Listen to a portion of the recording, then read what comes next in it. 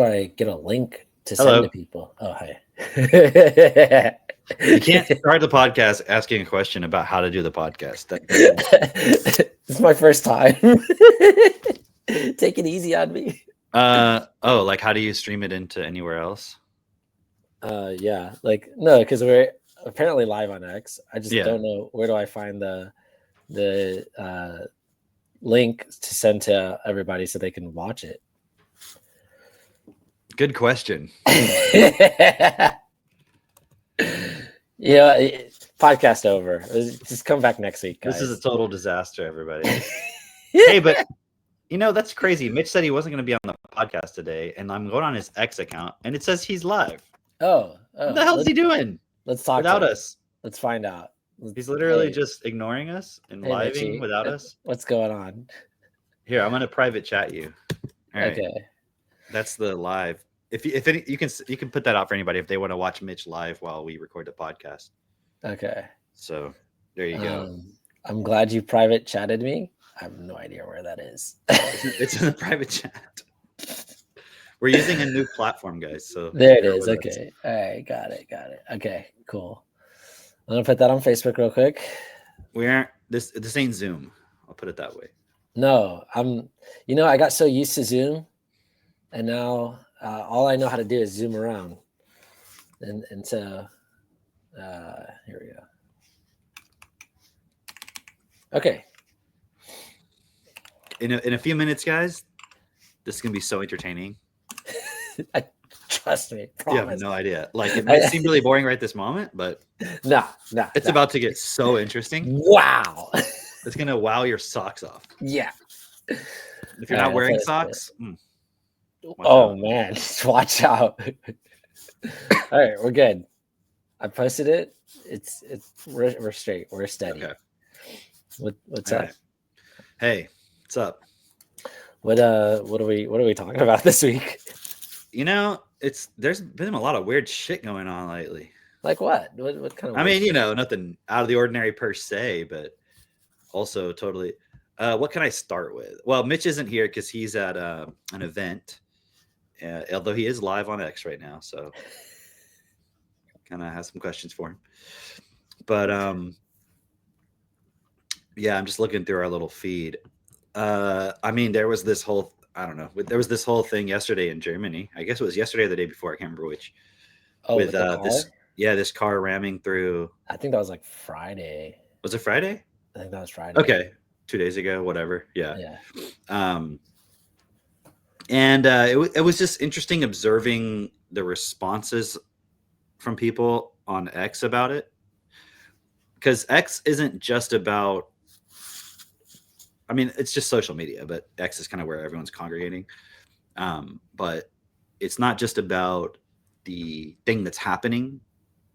It's about how people are reacting to it. Yeah, that's what I find most interesting. Yeah. Because, if you've read Fall, they have the whole Moab effect where it's like you don't even know if it's real. Right. And just because someone's putting a video, I'm not saying it necessarily has to be like totally fake, but you don't even know what it is. It's like, okay, you saw this video of this car going through this crowd of people. That could have been an accident. I don't know. Like it literally just happened like 20 minutes ago, and it's like suddenly it's like Muslim drives through crowd trying to murder people in an attempt to force Israel into a war. And you're like, well, how do you know any of this? Like, what are you talking about? I think the original reporting of it though was like car drives itself into crowd. I don't think it was car drives itself, but it was like car drives into people. And everyone's like, that's now people are assuming, dude, it's so easy to manipulate people. Yeah. Like if you think about it, no one watches the mainstream news. No. But they still have a presence on X. Oh, okay, wait, hang on. No one on X watches mainstream news. Yes. Because you got the boomers, they don't know how to use X. Right. There's still people watching the mainstream news, but they don't really all have Alzheimer's now. Right. Yeah. They all have dementia. Right. So the people on X are just reacting to how the mainstream news is reporting on stuff. Yeah. And it's like, just ignore it. Yeah. But so a lot of the conversation is just how the mainstream news is trying to brainwash people. And you're like, but you're on X, so why do you care? Kind of, at one hand. But also, if you're the mainstream, you still can influence people just from the perspective of creating a reaction based on how you're saying it. It's interesting, right? It's okay. So here's what I've learned, because I was looking at this point. I've been, looking at how the news media, all of that works recently, and having my epiphanies, right? I was looking at specifically, okay, is this just a new phenomenon where it's like, the news wants to get out the first thing that, whether it's credible or not, just to spark some news. And I realized it's not at all. Exactly. People try to hide behind that, but it's kind of that, remember when Eric Weinstein was on with that guy?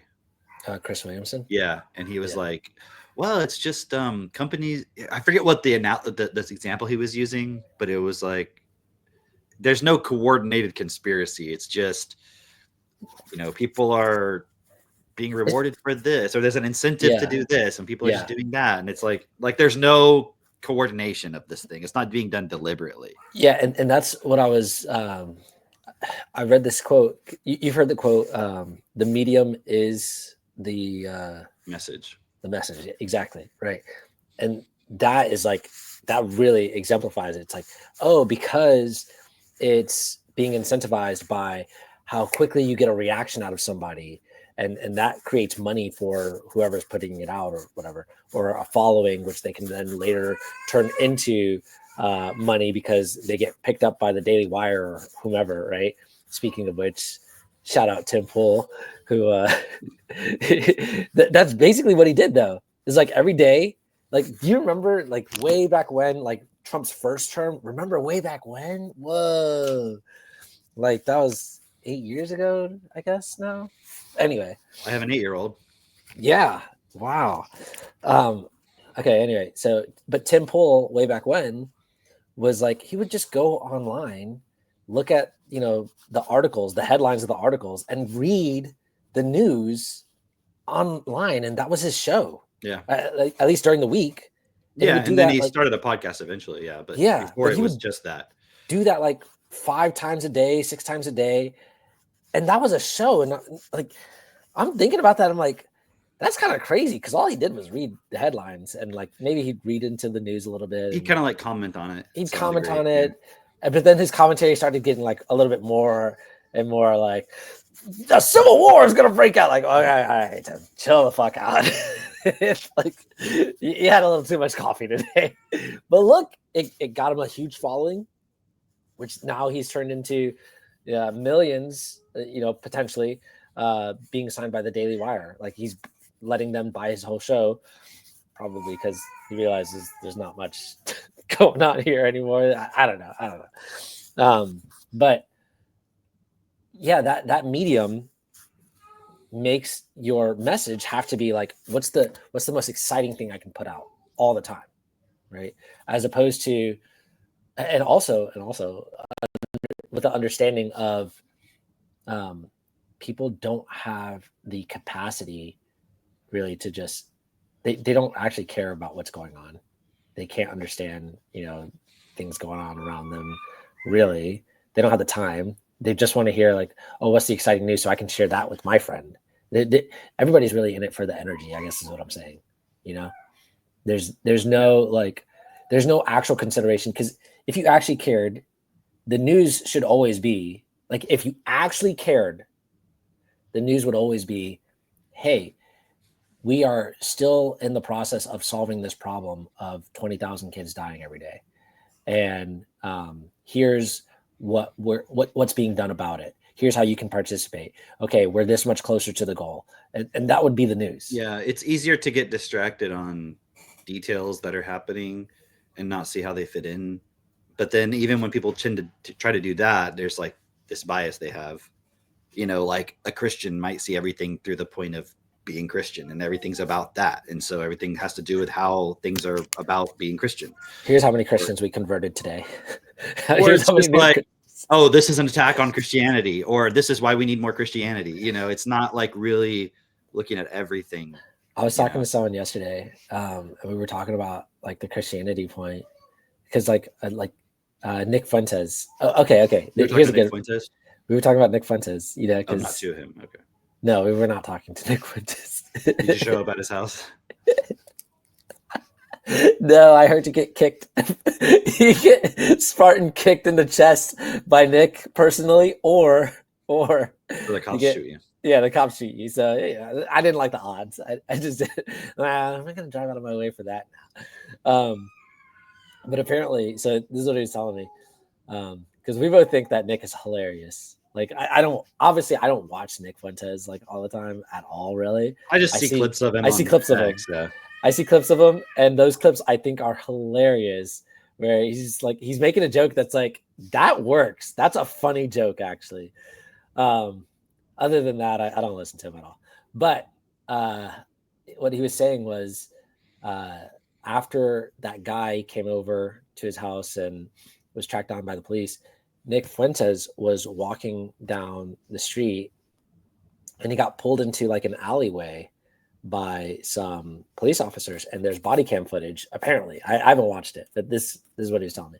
It's like there's body cam footage of them asking Nick Fuentes, are you a white supremacist leader? Right? Are you the leader of a white supremacist group? And Nick goes, my last name is Fuentes. I'm Mexican. Why would the police be asking him that? That's so weird. It is really weird. Right? It's a very weird story. I'm not saying I don't believe him. It's just a weird, why would that happen? Why would like randomly police grab him and be like, are you a leader of a white supremacist group? Like, I don't know. I think like they were trying to investigate like what happened or something. I don't know. But like, yeah, I don't know. That seems very like they don't know who he is.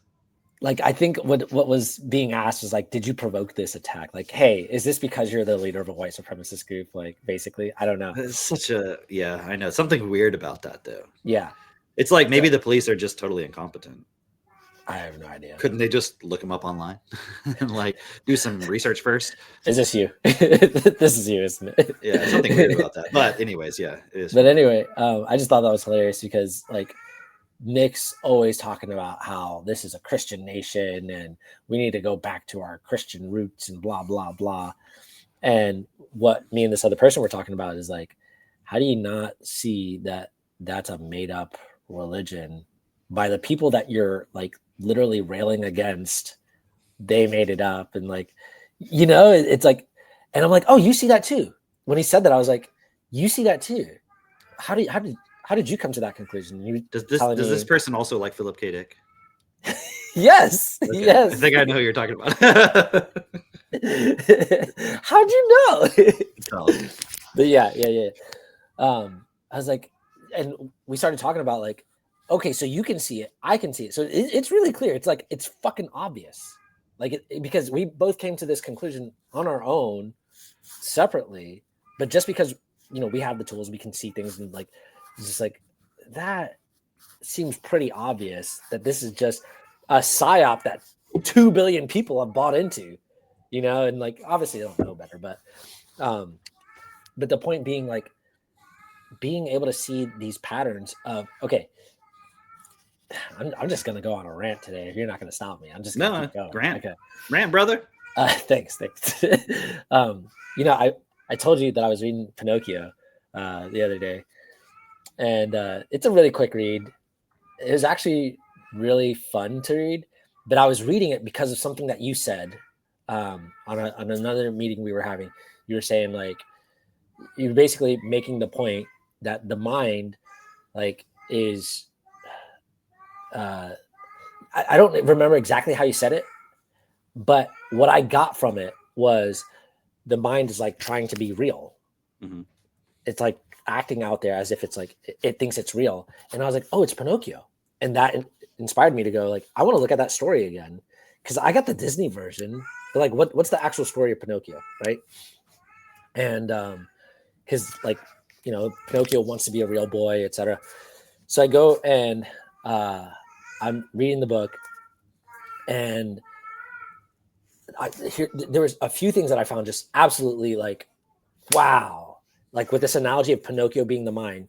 One was in the very beginning, the whole reason why Pinocchio is made like into a marionette. He's originally he's a piece of wood that can like talk or whatever, right?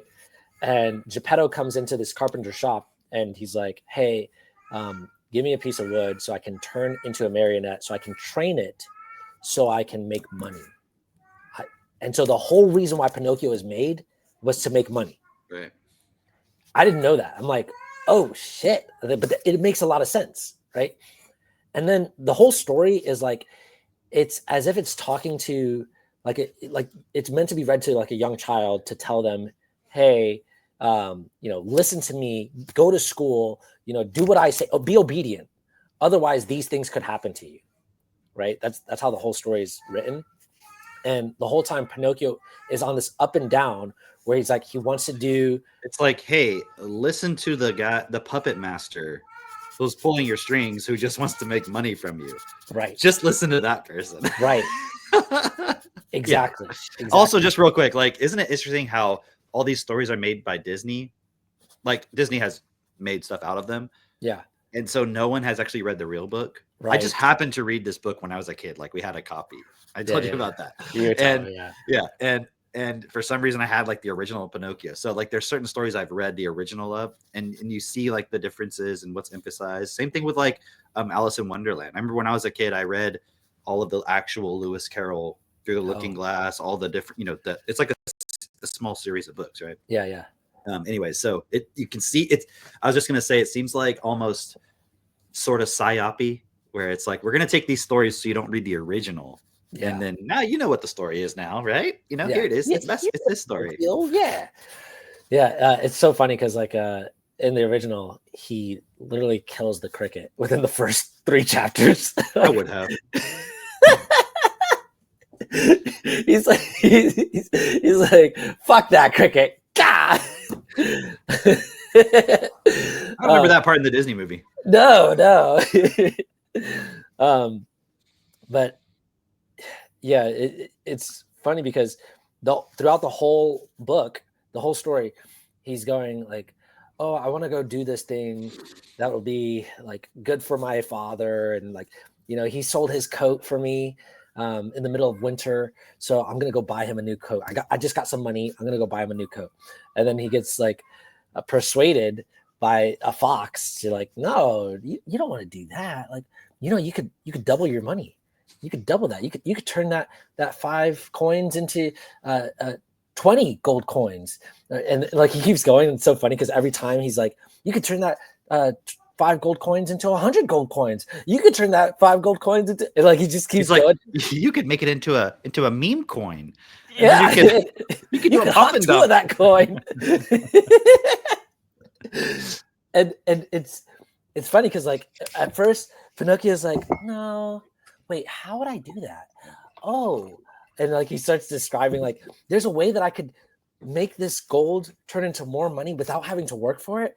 And it's literally like all the internet marketers that are like, I'm just doing this out of the kindness of my heart. I don't want anything from it. I don't want anything at all.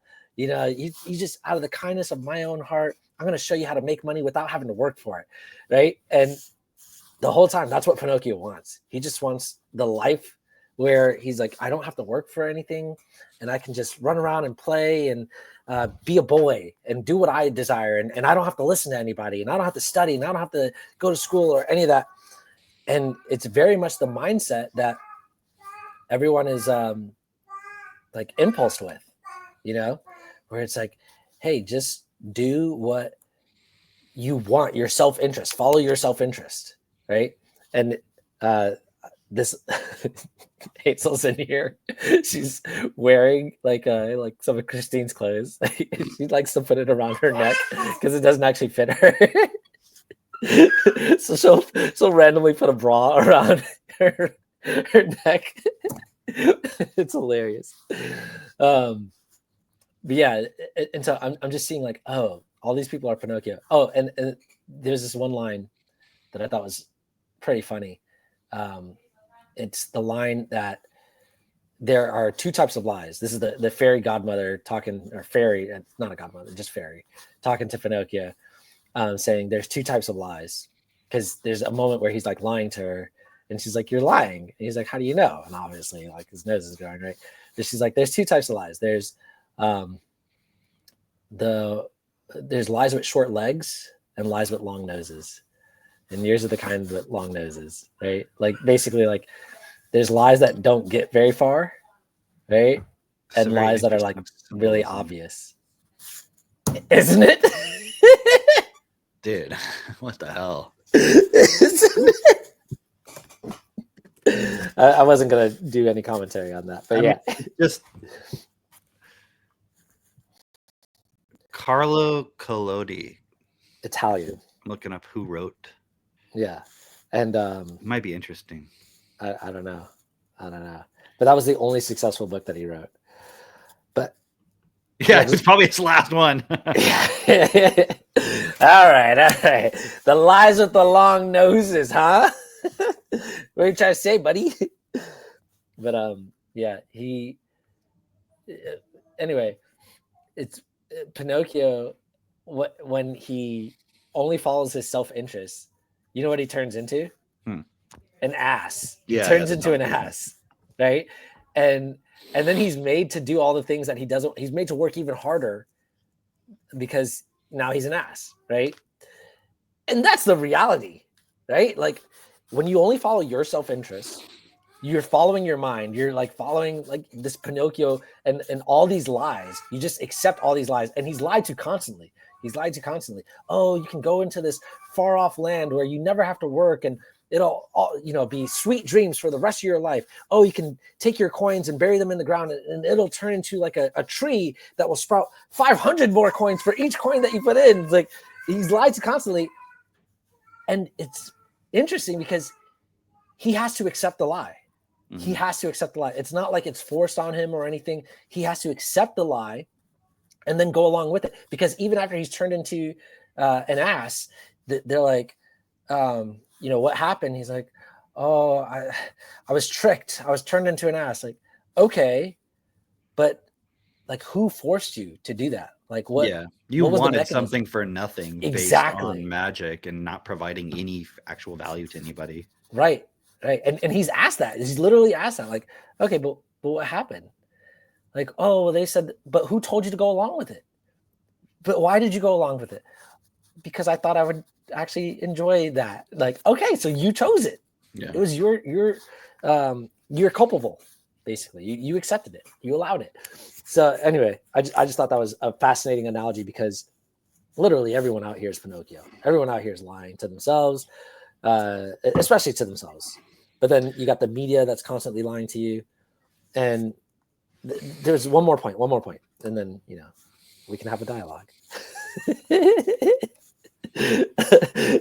One more point, and that was because I was watching Candace on Friday, and she had this guy on talking about the moon landing, and she was mentioning this quote or this realization that she had in speaking to Ashton Forbes, where he was telling her basically the reason why they lie, because Ashton Forbes was telling her about MH370, I think is the flight, right?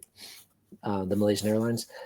And he's saying, like, yeah, there's a lot of lies surrounding that. And the reason why they lie is because if they can get you to accept the lie and you believe it, then they have an advantage over you. They've effectively kept you dumb, and they've got a step ahead of you. It's a psychological trick where they're like, they've made you inferior, right? It's like, well, they haven't actually made you inferior, but they proposed the idea that they're superior, you're inferior. And as long as you believe that lie, you've accepted that proposal, as long as you don't know the truth, right? Mm-hmm. So that's why we're constantly lied to almost every day, like virtually every single day. You're lied to from the moment you're born, whether it's like the doctor saying like, oh, you need to have this injection because you could get hepatitis. Like, wait a minute, where does that hepatitis come from? Like, that's only transmitted like either sexually or via like a injection or a needle or something like that. Like, how are you expecting this just born today to get hepatitis. Well, they could step on a rusty nail, when they're 5 years old. It's just a sales pitch. Like it's just try to get, and you're like, oh, okay. And then you feel the fear and like, oh, I don't want to be like an idiot. I don't want to look like a bad parent. And right.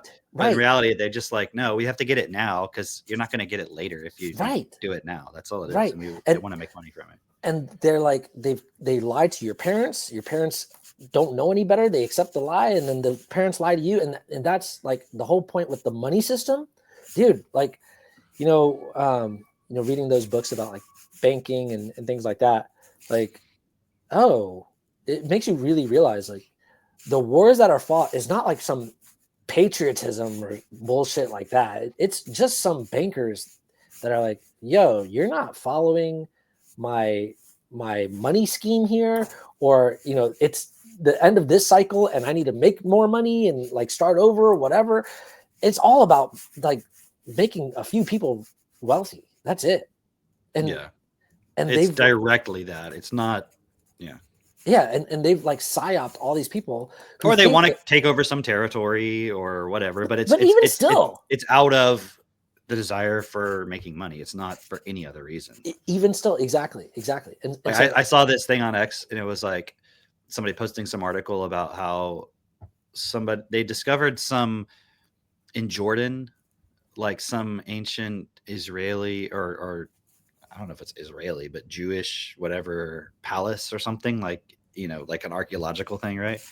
And somebody was like, the great real estate investor in the sky has found a dude.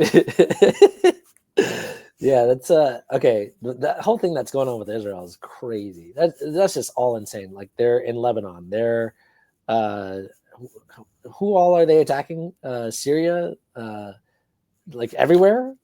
Yeah, but I mean, I wanted to go back to the point about that German guy or the German thing that happened. Yeah. Because I'm seeing this phenomenon happening where something happens and people, it's like they have their bias and they try to fit it into their bias, and sometimes they can't, and sometimes they're fighting against the mainstream depiction of something or what everyone's saying or what they're being told is happening simply because it doesn't fit their bias. And like, for example, this guy, again,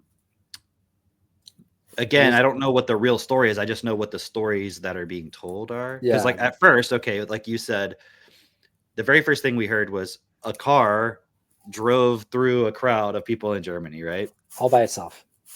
Well, I was trying to find a funny joke about that, because I'm like, it's 2030. The cars are, they're autonomous. The AI is racist or whatever, and it's literally driving through the crowds of people on its own. Yeah, it's like anti-human or something, and it's like, they are called. Everyone's like, "Oh, what? A car just drove itself?" And I'm like, that's possible, right? I mean, I know that's not what happened, but that's possible. Actually, Mitch just posted that he was in a Waymo, and right. That's what made me think of that. Yeah. So I was just like, that's totally possible that a car could. Oh, well, a car's just going to drive itself. Like, it could. I mean, they have those now. You know that, right? So I thought that was kind of funny. But also, obviously the point people are saying is because they wouldn't say who it was, therefore it must be a Muslim, right? Right. Because the media would protect the Muslims at all costs. And I'm like, it's like this weird, how do I explain it? It's like there's this perception. Okay, it's so weird. Like, Elon Musk did a poll on his thing, right? And he said Elon Musk is, and the choices were a Zionist puppet, anti-Semitic, somehow both, and then the fourth choice was like LMAO, right? And it's like, well, so the media is totally, according to the anti-Semites, it's run by the Jews. Yeah. But according to the, I don't know what group, but it's like, it's totally pro-Islam and like pro. Do you know what I'm trying to say? Like pro-Palestine, and like it's always on the side of Palestine and sympathizing with them and all this stuff. And I'm like, well, I think that's the pro-Semite side. Yeah, literally. So okay, so the media says it's a car that drove through a crowd. Well, they don't know who it is at first. Sure. And then everyone says, well, it must be Muslim, right? Yeah. And then more information starts coming out. Apparently, the guy is an ex-Muslim, right? I don't know if this is true, but this is what the story is, right? Yeah. Apparently, he's an ex-Muslim that's fled Saudi Arabia because he was being prosecuted for terrorism or something in Saudi Arabia because now he's anti-Muslim, I guess. Yeah. And everyone's like, okay, sure, he's anti-Muslim, right? Oh, interesting. If he was anti-Muslim, why would he have driven through a crowd? Wouldn't he have driven through a crowd of Muslim people? Why would he have driven through a crowd of Germans celebrating Christmas? Right. And I was like, well, if you look at what people are saying, they're saying he's anti-Muslim and he's apparently like pro-Zionist somehow. Yeah. Maybe because the Zionist side is on the anti-Muslim side, right? Yeah. And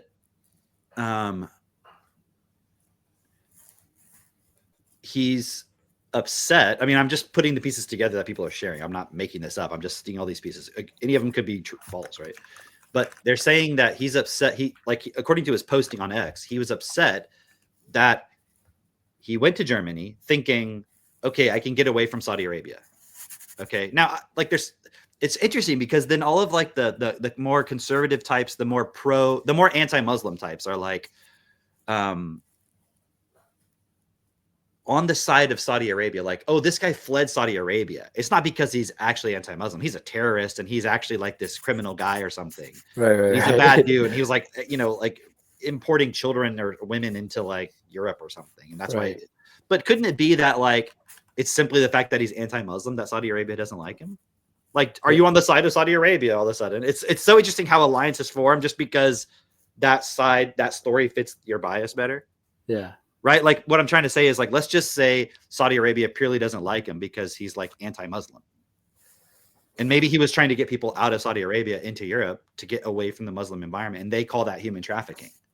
So then now, and then he was spreading anti-Muslim ideas. So they call that terrorism. Yeah. Like extremism, whatever you want to call it. Yeah. Right. Because I don't see anything where he actually did a terrorist act, but they're just saying like, oh, he's, they think he's a terrorist or something. I'm like, that could be like in America, you think someone's a terrorist because they're pro-Muslim. I'm pretty sure, like it's just your bias. I'm pretty sure like to deny your religion if you're Muslim in a Muslim country is like punishable by death. It may be, but my point is like you could see a scenario where from our perspective, maybe what he was doing was just freedom of speech. I mean, I don't know. I don't know the details. Maybe he actually did something violent and hurt somebody unnecessarily. Like, I mean, obviously in Germany, but I'm saying, I was gonna say, did you hear about Saudi Arabia? Yeah. But apparently there was a whole thing where Saudi Arabia was trying to extradite him and Germany wouldn't. Okay, so the fact that he did this violent act makes it seem like, oh, maybe Saudi Arabia was justified, and they may have been. I don't know, but it seems like, based on what the story I'm seeing, is that this guy was upset with Europeans, because they were allowing Muslims to come into Europe. And he was saying, I was lied to. I thought that they were being let in because Germany, or he was in Germany, like Europeans were very like, they were pro-human rights, so it's like, think about it like from his perspective. Okay. I'm making up a story. I don't know if it's true, but imagine this guy is like, yeah, I'm not down with Islam. I don't want to fucking live in a country where it's like, you have to be Muslim, right? Like, fuck that. Like, I don't want to be like that. So I'm going to go to Europe, and they take people in like me because it's like, I'm a refugee I can't live. I can't express myself. And then he goes there and he's like, all I see happening is like Muslims fucking taking over everything. Yeah. And he's like, so this was a lie. Yeah. Because he wouldn't necessarily know until he got there, let's say, right? Sure, yeah. And then, because obviously, imagine if he didn't really know and he was just following the media and so forth, right? And then he's like angry because he's like, what the fuck, Germans? Like, letting yourself be dominated by Islam. You're going to just end up becoming Islamic here. Do you not understand what's happening? And does that justify what he did? Obviously not, because it's not a fucking solution anyways. But could you see a scenario where his logic makes sense in the sense that, okay, well then if he's so anti-Muslim, why wouldn't he attack the Muslims? It's like, well, think about it. Which one would have an effect? Yeah. Which one would wake people, like from his perspective, wake people up to the point he's trying to make? If he just attacked Muslims, according to what he sees, wouldn't it just be like the Germans would blame him and be like, hey, you can't attack Muslims. That's terrible. That's a bad thing. Wouldn't it reinforce the point of them wanting to take care of the Muslims? Yeah. But if he wanted Muslims and the whole, just because he would know Germans would just, everybody would see him as a Muslim regardless. Right. It's like, maybe he's like, hey, we need to get people the fuck out of here. Or, I'm not saying what he's saying is rational. No. Because if you're taking it to that level where you're doing that, it makes you haven't seen the solution. No. Right. You don't see a real solution. You're just like acting out. It's just an act of revenge, basically. It's like that girl who did the shooting in, where was it, Wisconsin? Or I think so. Yeah. Something like that. Yeah. There is no actual logic with it. I'm just trying to rationalize or understand the reasoning, because people are like, and I'll explain why in a moment. But my point is, if you were thinking in his logic, it would make sense why he would attack the German Christmas market, because that would make people more outraged. In fact, what did we see right after that? If you're on X, you're seeing the Germans come out with all wearing black, wearing masks, like just like we saw in the UK, right? Yeah. After something happened there. I forget what exactly, or maybe it wasn't something. No. It was something. It was like these little girls stabbing or something. Yeah. And so then it was suddenly this anti-Muslim whole thing. But I think what that stabbing, wasn't it like the kid was actually from like a Christian household? I don't know. He was a foreigner. Yeah, but it was like his parents were from like Ghana or something, but they were like Christian. And the kid, I remember that whole thing. But it didn't matter at that point. So again, it's the same thing where it's like, he must be Muslim, right? And then it's like, actually, it seems like he's not, but he's still a foreigner is the point. Right? Yeah. And that's, I think, the point here. Is now the logic is, well, there's a lot of people going, well, you're allowed to lie. Going back to your point about lying, right? You're allowed to lie when you're Muslim. It's called taqiyya. You're allowed to deceive the non-Muslim, right? Yeah. So I thought that was called frankism. He's probably just a Muslim lying that he's not a Muslim and all this. And I'm like, well, yeah, maybe, or maybe he's not a Muslim, and and he's crazy, like he's gone crazy, he's gone insane, because this is the point I've been trying to get across. But I think when I talk about this, it sounds speculative, maybe because people can't see what I'm seeing.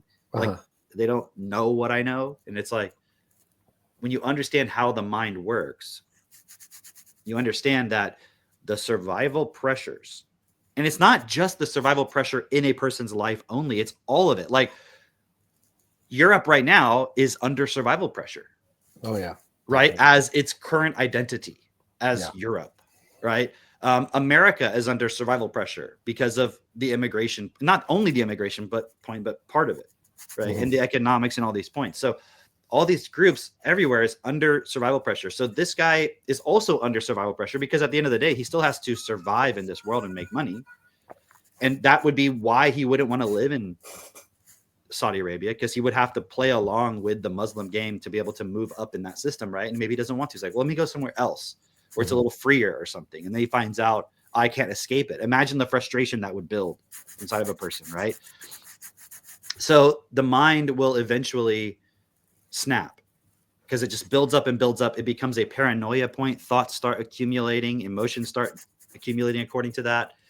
And then that person goes into such a paranoia. And when I say paranoia, I don't mean like you think everyone's out to get you.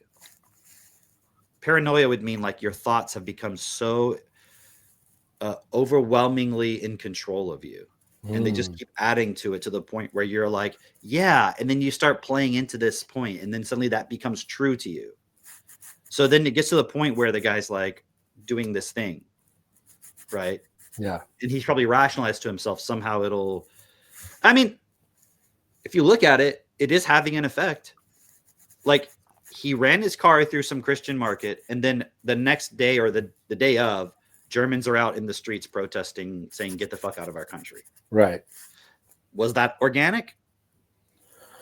I don't know. Like, was the guy driving his car through there organic? And I'm starting to wonder, like, I'm also seeing this other pattern, which, again, I'm speculating here. To me, it feels very similar to the Luigi Mangione thing. Where you remember that? I know.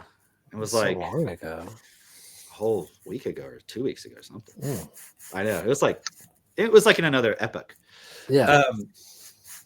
But it's like you look at the guy's social media, and he just fits the bill of somebody that if you knew how to manipulate, you could be like, I bet I could get this person to do something extreme, because look at his beliefs. If we could just tweak and prod and poke and stimulate and give the opportunity, this person's at the breaking point. We could stimulate them to do something, and then we can use that to mold events. Yeah. You know, and you could see how in the past, if you think about conspiracy theories, how they could get somebody to assassinate somebody. Yeah, for sure. You know what I mean? And I think that's what I'm seeing here is like, it's a similar point where I don't know, like maybe it's just the individual acting in their mind, and nothing is particularly, you know, like it's not like the CIA coming in there and like, you know, doing something to prod him. Maybe it's just he's acting on his own. I don't know. I mean, think about old books. Like, when was the Count of Monte Cristo written? That was like 1800s, something like that. I think that sounds about right. Yeah. Right. But you look at that story, and the same theme is within that. Hold on. There keeps sounding like I don't know if you can hear it. It's like this kind of like scratching sound. I don't know if it's your mic on your shirt. Oh, maybe it's my mic on my shirt. I think so. It sounds like someone's scribbling on some paper. Was it me scribbling? Were you writing something? No. Yeah, it just keeps doing that like every few seconds. All right, well, I'll just hold it out here. Is it still doing it? No. Maybe problem solved. Should have said that earlier. I wasn't sure what it was. It just kind of seemed like obvious now. Okay. Anyway, no, but I was just thinking of like the Count of Monte Cristo, where he's like,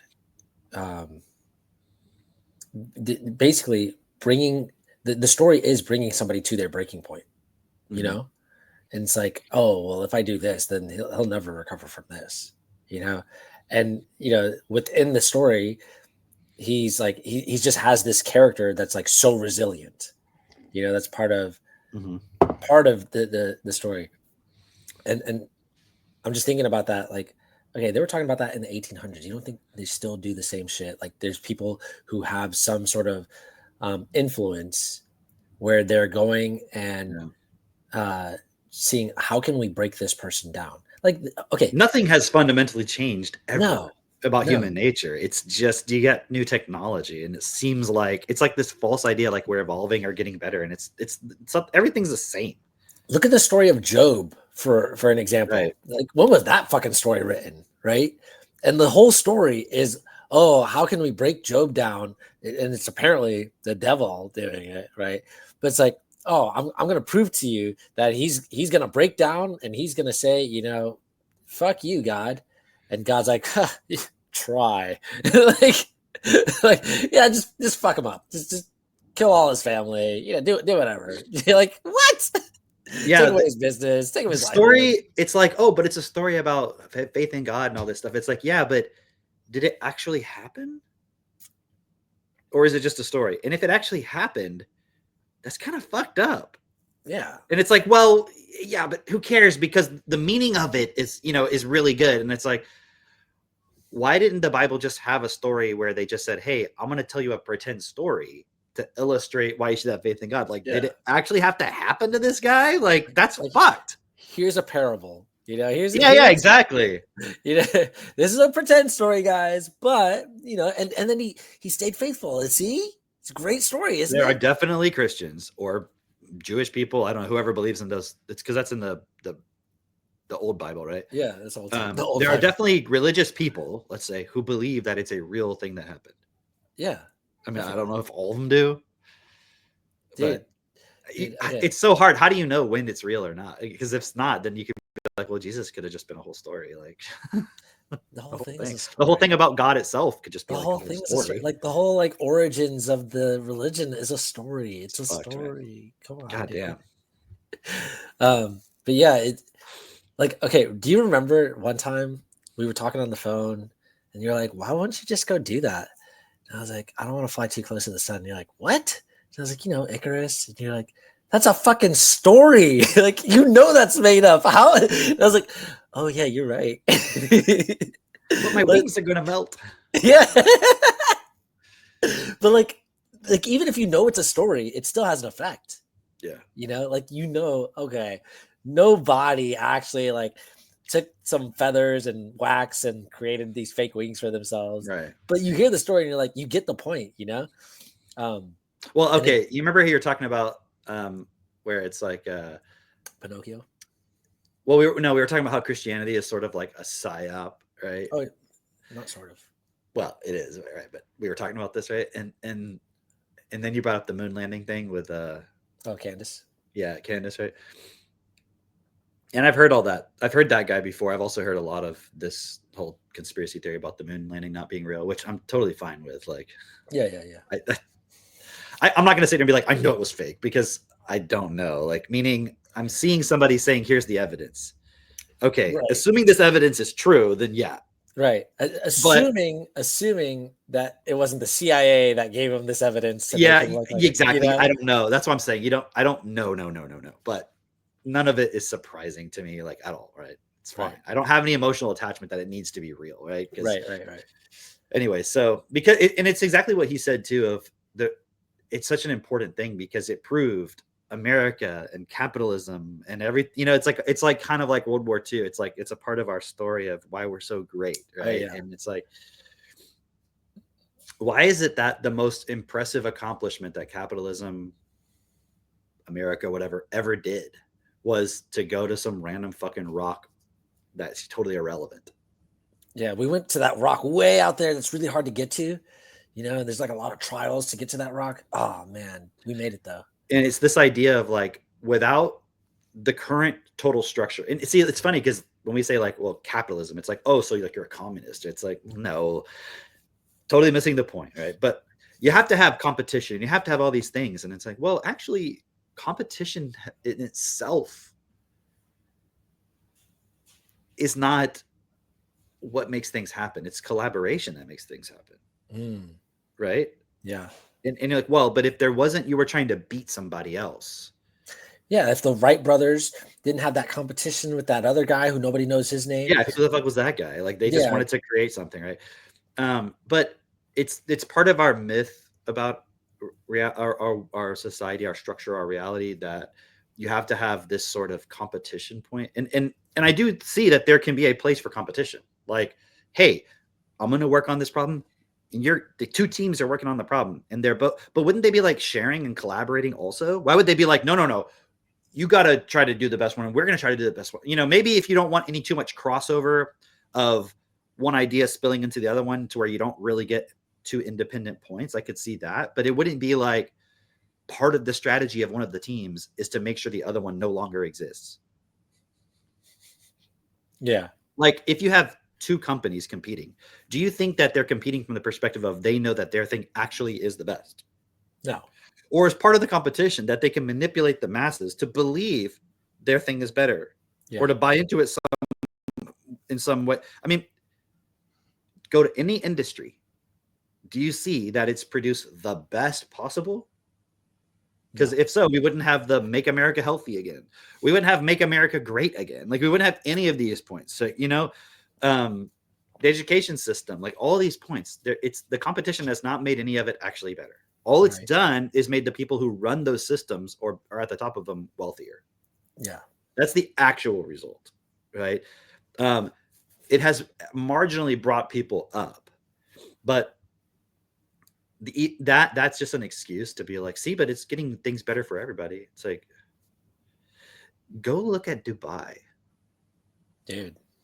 Right? Okay, so what, you think we don't know how to make fucking things awesome? Like, everybody in Dubai, I mean, except for the slaves, I guess, is like totally fucking rich. I was watching this clip, and it was like, it's so hard to feel rich in Dubai, and it was just somebody showing like supercar after supercar, G-Wagon, crazy Cadillac Escalade, like $1 million one, just constantly. It's like everybody there's fucking rich. Yeah.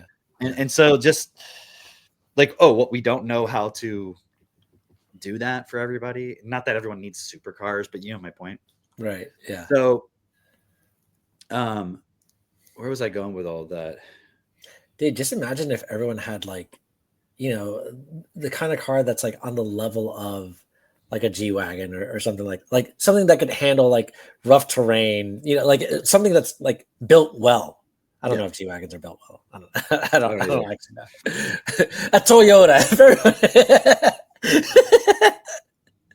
If everyone had a car that was like built to last, built to last, but then also there's some things that are going to wear, so you would have those replaceable, but it wouldn't be designed to be replaceable.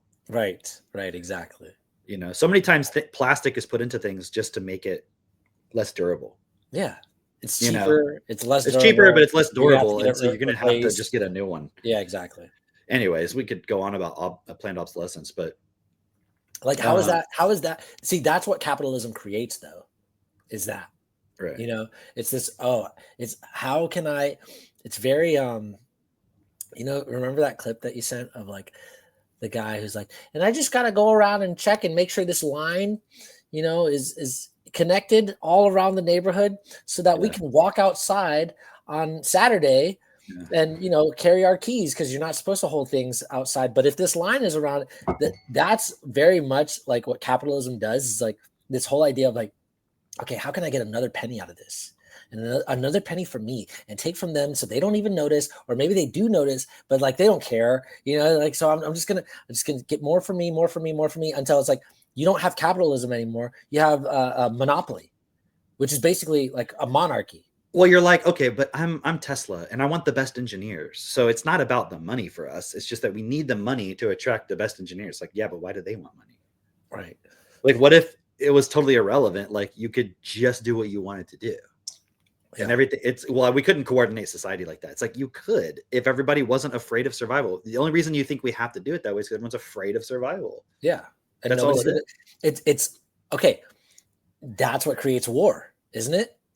It's like that fear of survival, that point of like, what are we going to war for? Is we're warring for money. We're warring for resources. We're warring for, so even these businesses are at war with each other. As an example of like Amazon, when they see your business come onto, their platform or whatever, they just go, okay, you're doing what? You're selling what? Okay. We're selling that now to your customers for cheaper. They have to, because that was the whole starting point of the Amazon in the first place. They were like, how can we destroy Walmart? Right. How can we take what they're doing, but do it cheaper and better and so forth? Right. Right. And so they're just like, okay, so we're going to just completely destroy all of our competition. Mom and pop, you're dead. Walmart did that, but like that was happening. I'm not saying defending Walmart, but yeah, but that was happening even in the Standard Oil days. They would just go in, you got your own little mom and pop gas station. Fuck that. Our gas station's 10 cents less. Mm-hmm. Like, what? Like, how could you, if you're the customer trying to survive, you're like, oh, well, I'm going to go to the 10 cent less one because that puts more money in my pocket and we can survive for longer. That is war. That is fucking war. Because what happened to all those mom and pops? They fucking died. All of them. I mean, their shops no longer existed. And as soon as they were gone, the ruthlessness of Standard Oil was just like, yeah, now we're 10 cents more than the other guy. Yeah, mom and pop, no other option. Mom and pop would have been running their own little store, but instead they're just greeters at Walmart now. Exactly. That's like literally the story of some mom and pops. Like, oh, Walmart opened next door.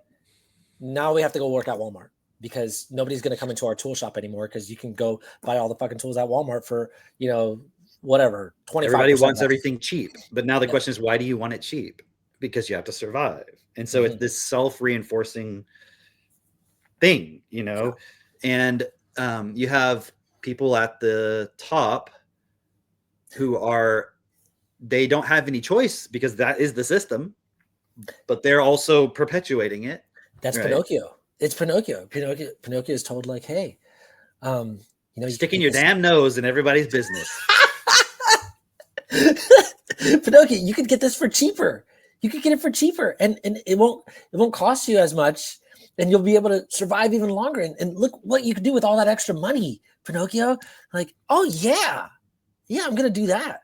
It's like, okay, but am I saying, oh, don't buy everything cheaper, just go buy the most expensive thing? Like, obviously not. Like that doesn't make sense either. But the decisions that we have to make, they can't be based on just survival. Like, everybody has to take a step back and go, okay, look, if we continue going this way, what are we creating for ourselves? Where are we heading? It doesn't work out. Like, mathematically, it cannot work out. It doesn't make sense. So at some point, we all have to come together and say, let's stop doing that and let's work together. Because the capitalism point from that perspective does not work. Communism does not work, especially because communism is like, you're relying on who, what to take care of you. Like, you're not taking responsibility, actually, you know? And there's just so many points within that. Like, obviously the point is, like, you have to look at your own mind and really dissect that, but also having the I guess intelligence would be the word, or the ability. Here's the point that I was making earlier, is now being aware of how many lies, like being able to see just really clearly all the lies. Like, oh, how did I ever make it out of this? Because there was a point before where I just believed all this stuff, and it was just like, that's what the news said, or it's what so-and-so said, or this is what I was taught, this is what my religion says, or whatever, right?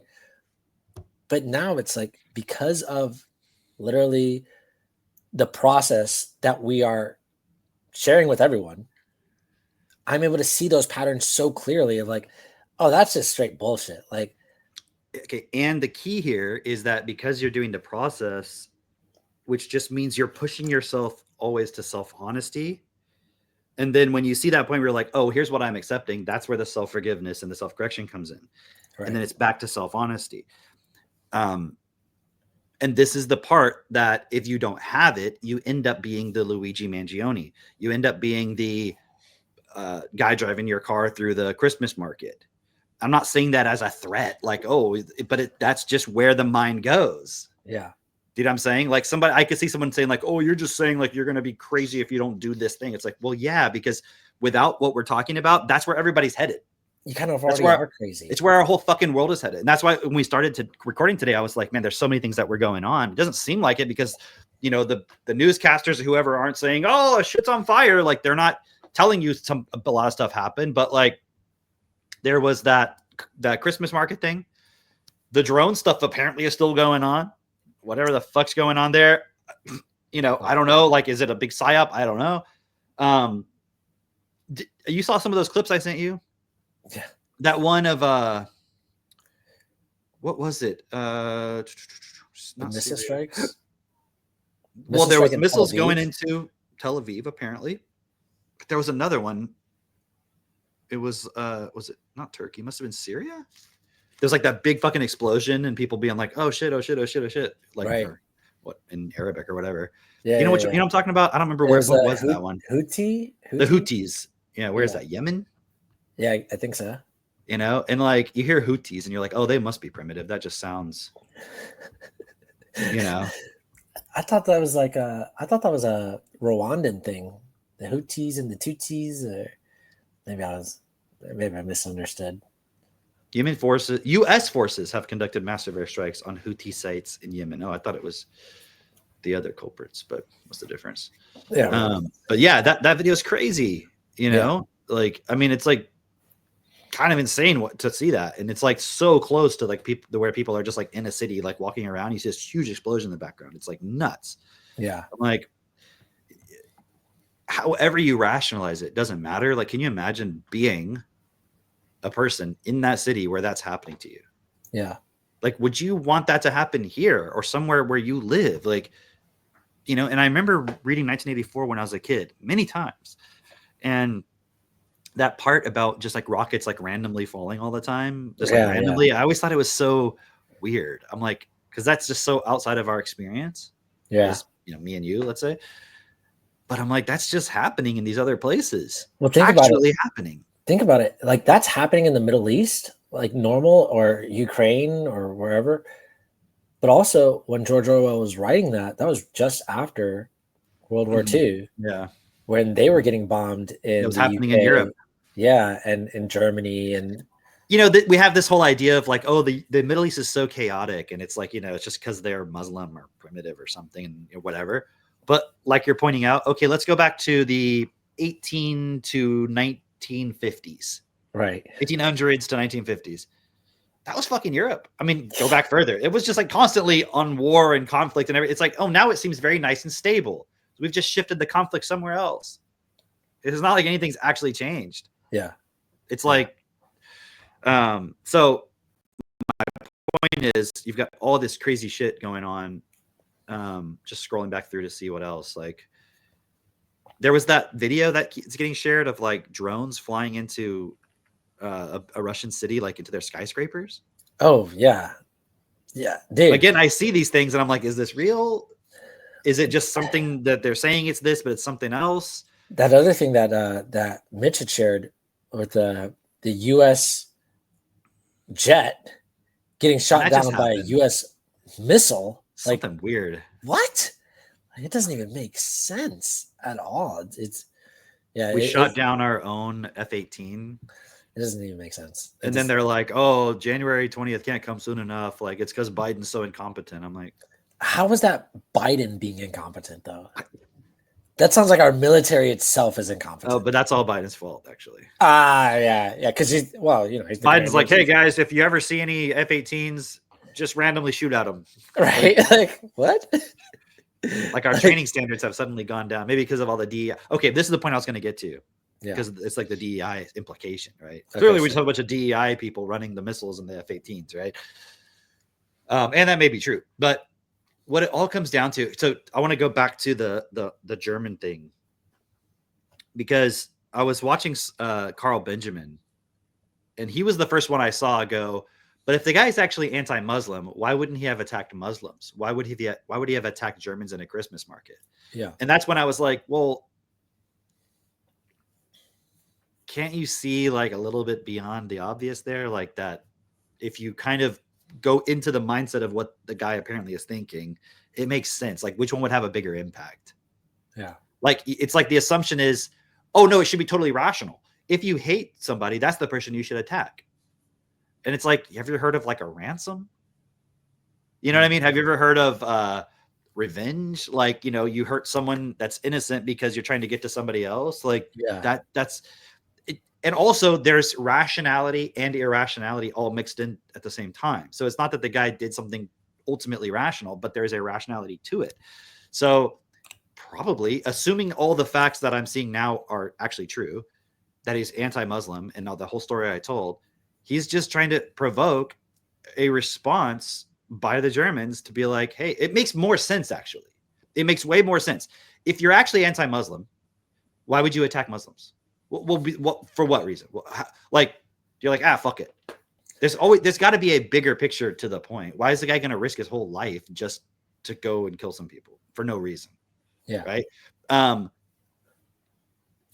It makes you wonder, because we don't know how much of this is like some kind of fucking government, or when I say government, it makes you seem like the government officially is doing it, but it could be like some organizations that are kind of outside of the government or beyond that. I don't know. Right. Yeah. But it makes you wonder, like, even like school shootings and things like that, how much of it is just the individual going crazy, acting on their own? How much are they nudged? Right. Or prepared for that, or, but now the conversation is, oh, well, it doesn't matter if he's Muslim, anti-Muslim. It doesn't matter. It's race. These races don't belong in Europe. That's the conversation. Right. That's what I'm seeing now. Yeah. It's like, it just shows you we can't mix these people over here with these people. And somebody was making something about, we're all humans, like, we have to get past that. We're taught this from birth. And Carl Benjamin was like, oh, more blank slate nonsense. Right. Like, oh yes, the British people are just inherently. It's like, well, if that's true, then how are they so easily fooled into doing all this bullshit? Right. It's like not really looking at. It's as if there's something of Englishness that's just. It's yes, okay. There's genetic patterns that are passed down. I get that. Yeah. But in itself, it's all actually irrelevant. When you look at what actually has more of an effect, environment or your genetics, it's environment. For sure. It really is. And you can't prove that because the environment has certain fundamental things within it, assumptions like self-interest, competition, survival, that because you can't control for those, you can't see a difference. So it's like, yes, but if I put a stupid African in here in this highly educated European country, you can see he'll never be able to actually integrate effectively. It's like, right, but that's because there's no actual real proper support. Yeah. Actually. Yeah. Right. Even from the beginning, environmentally, like why aren't, and see, everyone wants to think, okay, well, why isn't Africa so great then? If it's all equal, it's like you still have to look at the influence of support and environment. Right. It's like, oh no, it's just because they're just Africans. They must just be genetically low IQ, and that's why they can never be as good as us. And it's like, oh, and there's no point where you're just exploiting their resources. And that should be not making sure their environment is like yours. Like, well, we can't. It's like, no, but all of that is still, even the point where we pretend to try to create an environment to support them and uplift them is in itself exploited and manipulated to make fucking money. Yeah. It's never done from the perspective of we're just trying to give and create a supportive environment. Never. And that should be like a complete damnation of like the education system at large, because it's like if you're saying that you can't take this African and put him into Europe and then he lives a good life as well, or he's able to catch up with everyone else, then how the hell are you taking some random child? Well, that tells you, doesn't it? That means you have to have an elite. The fucking David Camerons and Boris Johnsons and queens and fucking dukes and duchesses and shit. They must really just it just reinforces that whole fucking thing. If anything, that's what the British mindset really is that we just need an elite, even though we're gonna blame them for everything. Right. But like that's what they believe. That's what they sincerely believe, is like for their whole fucking civilization. They believe there's lords and then there's like everybody else. Yeah. It's like, give me a break, dude. Like you're literally no wonder, like when you look at the contrast between that and the whole idea of America, right? The problem is it gets into this whole liberal thing where anything goes, right? Which doesn't make sense, right? It can't just be anything goes, but there should be a level of, there has to be a level of equality. Yeah. Like, and also realizing it might take time to take one person genetic line and support them over time to the point where they are actually in fact equal in capability and so forth. But that's just, it's like they've taken the whole idea of the sins of the fathers, will pass through the 7 generations or whatever the saying is. They just, So he's like, oh no, blank slate bullshit. It's like, well, you could adjust it over time. And you don't realize, like, if you're just going to sit there and say that, then if you're going to sit here and say, well, some races just can't mix with other races. Do you understand? You're accepting hierarchy, you're accepting inequality, and you're accepting any group that stands as, well, we're just going to be the fucking chosen race then. Yeah. We're just going to be the ones that control it. That's what you're accepting. You have to accept that. You have to accept that. You are accepting it by default, whether you like it or not. That's what you are accepting. Right. No, that makes sense. And I mean, and isn't that what we're seeing going on right now? It is 100%. Like, this is the whole fucking Armageddon, doomsday, apocalyptic scenario where it's the race that's chosen by God is like creating not just them only. Everybody's creating the conditions where the final battle has to take place. And then it has to be the final point where the chosen ones are then accepted by God. Yeah. And everybody else is wiped away or enslaved or whatever. Like, that's the story. You might think I'm talking about Jews, but that's what the Christians believe. Yeah. They just believe it in an abstract, metaphysical way. Right. It's the same shit. Right. None of it is real. It's true. It's like, oh no, God's going to come and he's just going to, there's going to be a war. There's going to be a battle here. That's what, is said in which. Why would God have to resolve anything through battle? Yeah. Dude, that question helped me to like open my eyes to what was I believing in as a child, like 14 years old or so. That question itself made me go like, yeah, that is so fucking silly. Like logically, that does not make sense. Why would I participate in that? Why would I believe in that? And it really rocked my world, But it's like, okay, so what everyone is participating in right now is that point of like, okay, because I'm just thinking of like Pinocchio and all these things that I'm seeing, and the alternative is what you're just going to continue going on with all these lies that are lies. They're lies. They're obvious lies. And what, you just rail against them like, but then you don't change. You don't do anything different. You just continue on. It's like the logic of what we're saying here is, if you accept that, everybody should be separated by race, etc., and we just can't intermingle, and some people are just better than others, and all that, then you accept that you should be ruled over by whoever is genetically superior. Dude, it's so crazy because you look on X and there's so much. Yeah, it's like this paradox, because we've spent so much time being told everything's racist, and you're like, no, everything isn't racist. But then now you have this point of people like taking on racism as if it's the answer. Yeah. And then not seeing that it's literally playing into all of this. Why do you think that happens? Why do you think people go to the racism as like, oh, well, white people, oh, the Africans, because they don't understand metaphysically anything beyond what's here. Yeah. Like, remember we read that evolution article from Bernard, that blog, right? Oh yeah. Right. Yeah. And we are brainwashed with this idea that evolution as survival of the fittest, yes, is sort of the way nature operates. And so we believe that our genetics are a result of that, and they are to a certain degree, but it's artificial. Mm-hmm. It's like it's like we actually, everyone in some way believes that nature is God, like not realizing it's a program, therefore there must have been a programmer. It's not like the programs just arose out of nothing. Like, it's not how things work. Like, there are, prior to anything existing, there has to have been a being first. There has to have been something. It's like the idea that intelligence arose out of nothingness. And intelligence is a loaded word, but like awareness or something, it's like, oh, there was nothing, and then it's all static, and then there's something that's aware. It starts with something that's aware. It's all one thing. But I'm saying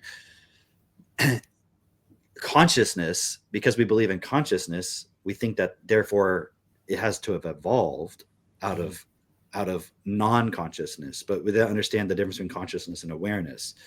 So we think there could have been something that was inert, that just had no awareness, and then awareness came later. So that's a product of genetics. Yeah. Right. And so genetics seem to be the thing that rules everything. Right. And people don't understand what they are as beings prior to that. And there's still a certain level of genetics even within yourself as a being. Probably genetics is the wrong word, obviously, but there's a level of what you've accepted at that level within yourself, and that's what has to change. But genetics is just like an extension of all of that. Do you know what I'm trying to say? Like, it's not. They think race is so important because they can't see beyond who you are beyond that. Like, I'm not a white person. Like, yes, my body is. It's in that context, but that's not who I truly am. Oh, you're just talking like me now, because I'm not black. Yeah. Well, that's what you meant. You finally figured it out. I finally figured it out. I cracked the code. Yeah. So it's like, it'd be like me. What I'm not saying is like, I'm not a human being. Well, I am a human being. but that's not who I am fundamentally. Yeah. You know what I'm saying? So who we are as life is more fundamental. So that is beyond race, beyond genetics, beyond culture, language, all that stuff. But people can't see that. And then we have this acceptance that, well, that's just a belief and an opinion. And I can have different beliefs and opinions. And I'm a child of God or whatever, or I'm an atheist and I just believe it's all. Did you watch that video I sent you of Neil deGrasse Tyson? No, I don't watch videos of Neil deGrasse Tyson. No. Yeah, I don't really care for Neil deGrasse. But actually, I didn't see it. Was it this morning or something? Here, let me play. I gotta pee, and that'll take me less time than to watch the video. Okay. So let me. Can you? I don't know how to do this part. Oh, buddy, I got you. Okay. Don't worry about that. If you know how to do it, then share my screen. I also want to see like I want to talk about the Palladian stuff and all that nonsense. Select window or screen. And the NHI. I want to talk about that as well. Applications. That guy from JRE. No, not that. Hold on one second. Entire screen, StreamYard. What the hell? I think you have to just do that single tab if you want the audio to play. Yeah. Hold on. Let me just do this and I'm going to have to turn it back off. Stop sharing. Okay. Let me try this again because I got to figure out share screen. But it's just saying share screen. It's not giving me. Yeah, no, you share screen first, I think. And then I don't know what I'm saying. You don't know. I don't know. It's so weird. Look, it's just sharing this. Uh-huh. Maybe because I don't know. Something's weird. Like it was easier before. I don't know what I'm doing here. This is my first time. But hold on one sec. Okay. What's going on here? I can share screen. It's like when I share screen, it says, okay, share screen. And then it says, allow StreamYard to see your screen. Select window or screen. And then when I go to select window or screen, it just gives me Mitchell and Drake, applications. And it's like giving me some folder choices, then StreamYard, and then entire screen. Like where do before I was like I could choose the thing, kind of like in Zoom. You could choose a tab. Yeah. Can you? What happens if I just select window? Just try that. I don't know. Bear with us, everyone. This is his first time. Oh wait, somehow it just didn't have a name for it. I don't know. Allow. Can you see that video now? I don't know if it'll play the audio though. Let's see. No. You hear anything? No. Yeah, I didn't think so. What is happening, guys? What is going on with this? Let me figure out what's happening here. Oh yeah, while you figure that out, I'll read some comments. Hold on, can I just send you the link and you try it? I don't see if you have different options. I don't know how to do this. How to do what? I don't know how to do this. Just try it. Because you're gonna have more options than me. Because you're the. Maybe you should make me the host or co-host or something. I don't know if that's possible. Oh, is that a possibility? I don't know. I don't really know enough about StreamYard. That's not a possibility. I don't know how to do that either. Let me hit present. Share see what your screen. options are. Oh yeah, it comes up as Chrome tab, window, entire screen. Yeah, you see what I mean? It's like weird, right? Yeah. No, I have Chrome tab though, and then I can select the tab that I want. Sure. Oh, I bet you that's what's going on. Is I'm not in Chrome. I remember Mitch saying to do Chrome. Oh, that's your problem. Yeah, I think that's the issue. That's it's not giving me the same problem. options. Play it and see if it's. I can hear it. Can you see it though? I can see it. I can still need it. I can see Neil deGrasse. You're gonna get an astrophysicist explanation of the literal three-body problem. But then he worried. He said every time Earth comes around the back stretch and Jupiter's out there, right? Jupiter but tug on it a little that's bit. A lot of gravity. A little bit tug on it as we come around back the other side. What's up, Earth? All right. And then it comes around again, tugs on it again. What's up, Earth? Right. And of course, everybody's moving in the same direction around the sun. So the Earth would have to go a little farther in its orbit to be aligned again with Jupiter, but it's going to tug on it. Okay. He looked at all these little tugs and he says, I'm worried that the solar system will go unstable. Right. Because it keeps tugging on it. It Yes, keeps just pulling keep it away. pulling away. And the previously stable orbit would just decay into chaos. So clearly it is stable, even though it looks like maybe it wouldn't be stable. You know what he says? He said, every now and then God fixes things. You can run the equations in such a way and realize that a two-body system that is tugged often by something small, that it all cancels. I just want to comment real quick. A two-body system that is tugged often. I think I know what he's talking about. Yeah. We all know Scholars. exactly what he's talking about. Out in the end. It's tugging you in this direction when that's the configuration. You add it all up, it all cancels out. Oh, by the way, in this solution with Jupiter out there, slightly tugging. Right. Yes. It turns out over a very long time scale, this is chaotic. It turns out the orbits of a three-body problem are mathematically chaotic. Two of these are going to collide. Right. One is going to get ejected. Right. Okay. That is the classical three-body problem. It is unsolvable. So I don't know if everybody followed that because it was kind of out of context, but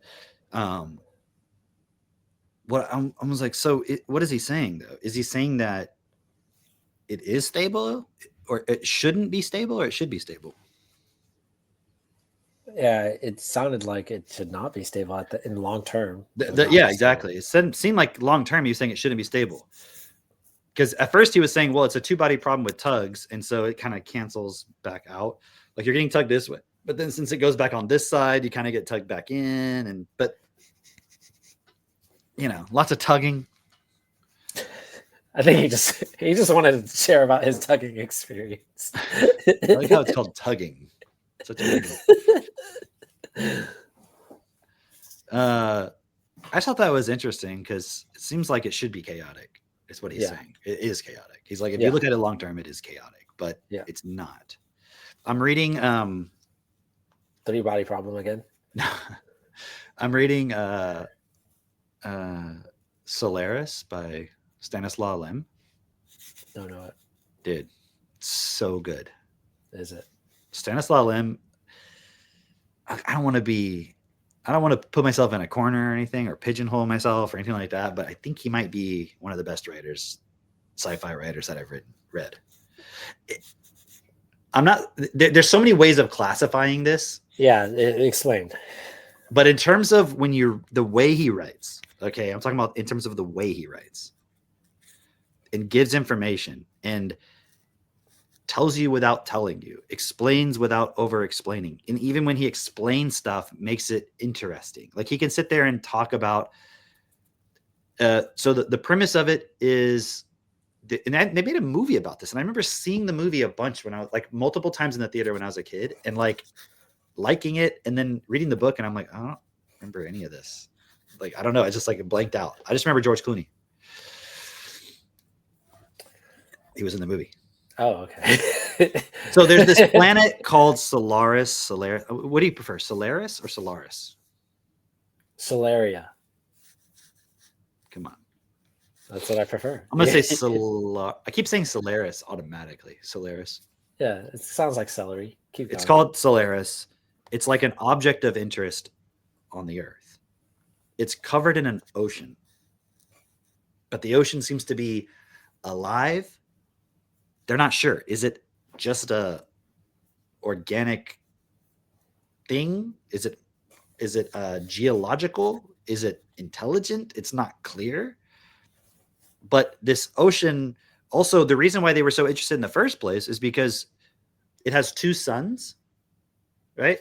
And according to that, it should not have a stable orbit. And yet it's stable. And they're like, they figured the ocean has to have something to do with it. Like maybe the ocean is like some kind of entity or maybe a geological thing, but somehow it seems that they don't know how the ocean itself balances out and stabilizes the orbit somehow. Okay. So that's not necessarily the point of the book, but that's like kind of the background of why humans are interested in it. And so they've studied it for 100 years plus, and they've written like thousands and thousands, millions of books on it. Like it's like a whole object of study. And so there's a I think a psychologist going to the science station that's on Solaris, right? And I don't want to spoil too much, but he gets there, and the first thing that happens is he gets out through the airlock or whatever, right? And there's like 3 scientists who are on the station, and the one guy, he's like looking at him, and the guy's like, hi, I mean, I'm kind of just paraphrasing it. He's like, hi, and the guy's like acting totally weird. And the guy's like, he's like, who are you? Kind of. And the guy's like, it's me. His name's like something Kelvin or whatever. And he's like, what are you doing here? Kind of, and he's like, what do you mean? Don't you know, like, I'm coming, like, I'm arriving at the space station. Like, what are you talking about? Kind of like, what's going on? And the guy's like, eventually he's like, oh, okay. All right. And he's like, this is fucking weird, right? Yeah. And then he's like, look, I can't talk right now. Meet me back in an hour, right? And also Jabarian's dead. He's like one of the other scientists. And the guy's like, what? The fuck do you mean Jabarian's dead? Right? And he's like, well, he kind of says like, we found him, da-da-da. He's like, okay. And he's like, yeah, but let's talk in an hour. And the guy's like, all right. Okay. So he goes to his room and he's going to chill out for an hour. Right. And I'm only going to describe a little bit and then I'll leave everybody hanging, right? So you can read it. And then he's kind of like, just kind of get his question. Has Katie read this yet? No, but I've told her a little bit about it. Katie, he's spoiling the book for everyone. I'm spoiling like the first couple pages, basically. Okay. Sandro, don't listen. Listen, Sandro. Listen. Plug your ears. If I don't do this, no one will read it. Sorry, guys. I have to do this. All right. I have to do it. Okay. Get on with it. Have I told you enough to make you want to read it yet? I mean, I'm interested. Yeah. Interested. Okay. So he's in his room. I forget what he's doing in there. And then he's going into another room, which was like Jabarian's room, right? And he sees like books everywhere. It's like really disorganized. And there's like metal, there's like objects in there that are like twisted and they're like in configurations they shouldn't be. It doesn't make any sense to him. And anyways, he there's a whole bunch of description in there. And then at one point he hears like some footsteps, right? And the way it describes this part, I wish I had it with me. It's like, it's so good. But like, he's like, basically here's these footsteps coming. And then he sees like someone's turning the door handle, right? And so he's near the door, I guess. And he like grabs the door handle because he's kind of freaked out, right? And he like holds it, right? And the other person just like holding the door handle, right? And like no one's saying anything, right? And then after like, a moment or so, longer than necessary, the person obviously releases the pressure and then they just walk away. And he like kind of looks out there and then he doesn't see anybody, right? Not like immediately, but eventually he kind of looks out there and no one's there, right? But it was this cool moment where it describes how like in that moment, if nothing weird's going on, why wouldn't someone be like, hey, is someone in here?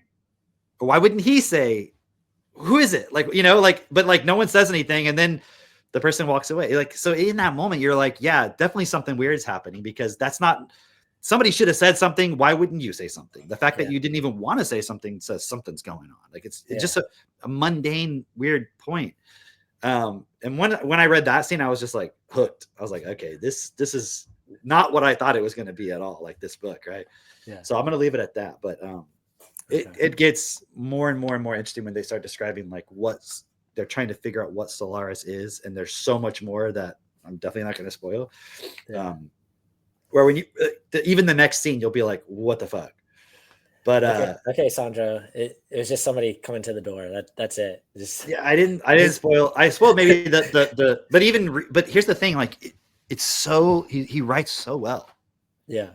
Right. And lately I've been kind of more focused on like writing and so forth. And I've been really looking at how to express things effectively and like what makes writing good or not. And I'm not going based on like what people are telling me makes it good or not. I'm starting to look at what actually is it? You know, and I remember watching this video a while back of it was talking about writing and saying that, and I don't know if it was specifically about writing generally, specifically about sci-fi, or it was just general, but it was saying you want to show and not tell as much as possible. Oh yeah, Ernest Hemingway said that is basically. Oh, is it? Okay. Well, Ernest Hemingway. Yeah, I was watching one of his podcasts. Oh yeah. Yeah. It was really good. What did he say? That was great. No, Ernest Hemingway was saying something along the lines of like, he didn't like the writings of Emerson and the other like great thinkers of the time. He's like they're too much in their mind and they forgot their bodies. Is the way that he described it.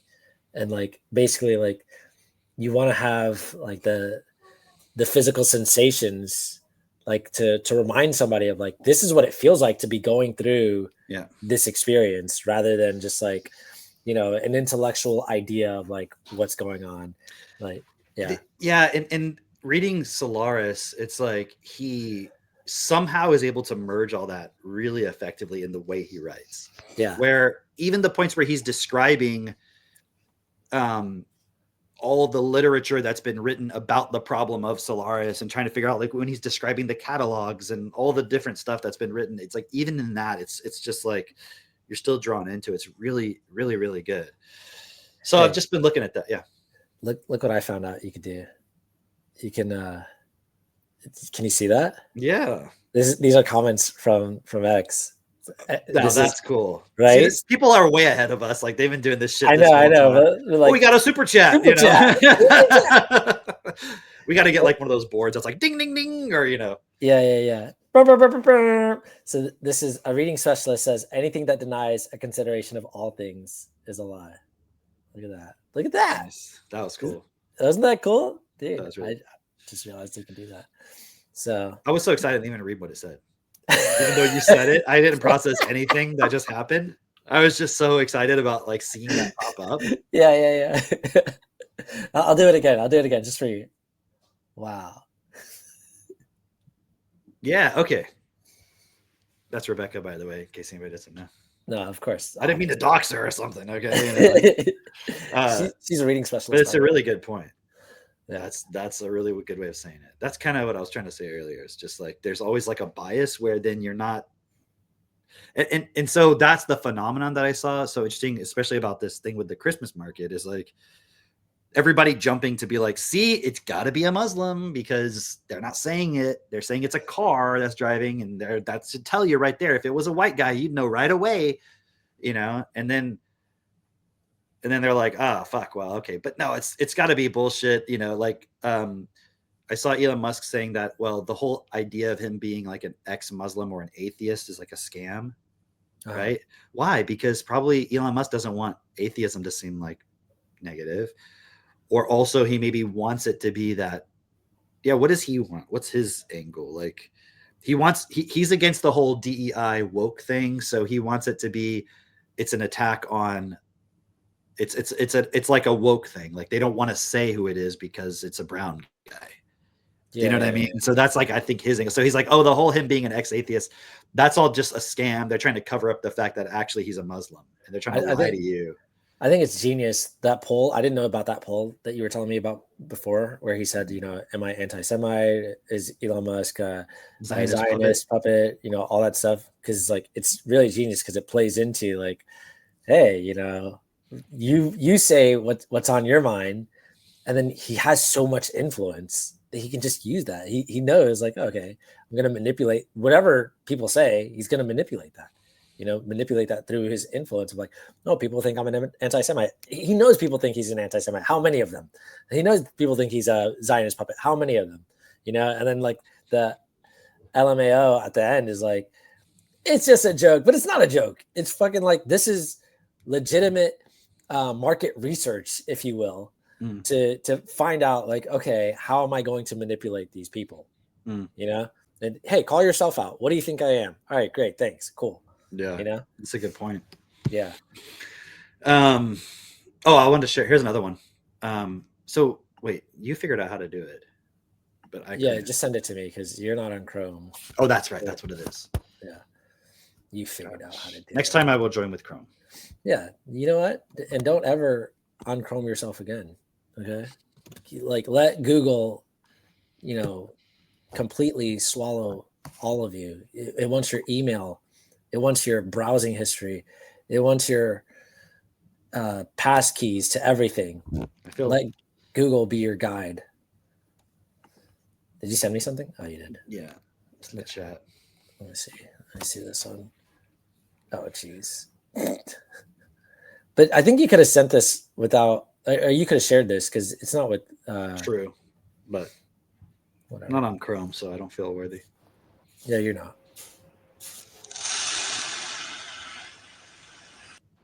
Oh, there actually is sound, but somebody must have added that, obviously. Yeah. Look, no, keep doing it. Keep doing it. I want to play a few times. Like, look at just. It is kind of actually crazy. Yeah, I'm just gonna make it full screen. All right. Just let it play. I mean, look at that. It's funny. It's a Snorlax like a pillow. Like that's a Snorlax pillow. Yeah, but look at the lake. Yeah, it's pretty real. Look at the reflection. Oh yeah, that's pretty good. That's crazy, huh? Yeah. That's pretty crazy. And like, okay, so yesterday, I was looking at something online. You can take it off if you want.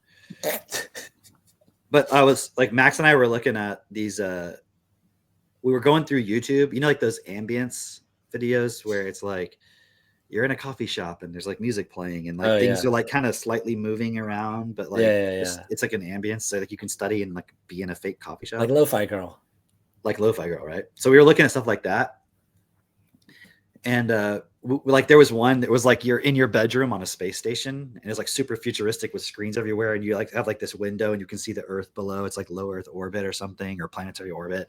We're just looking at different ones, and then it's like recommending stuff. So one of them's like a walk through Tokyo or something like that. Or it was like Tokyo in the rain. And we were looking at that. And then one was like a person walking through Tokyo in the rain or while it's snowing. We started watching that and we were looking at it. And Max is like, do you think this is real? And I'm like, I don't know. So we were like watching it for a while. And I'm like, yeah, no, this has to be real. There's so much detail in it.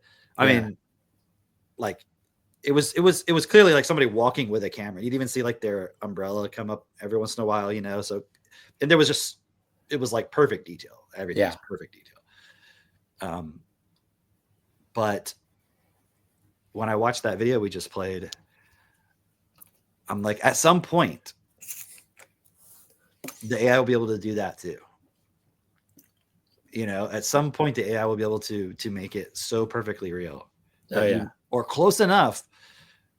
Well, also think about this, okay? Because I mean, I know you see this, but at some point, the children of tomorrow will not have the cognitive ability or the education to recognize like that's like, okay, here's why, and I'll play this one.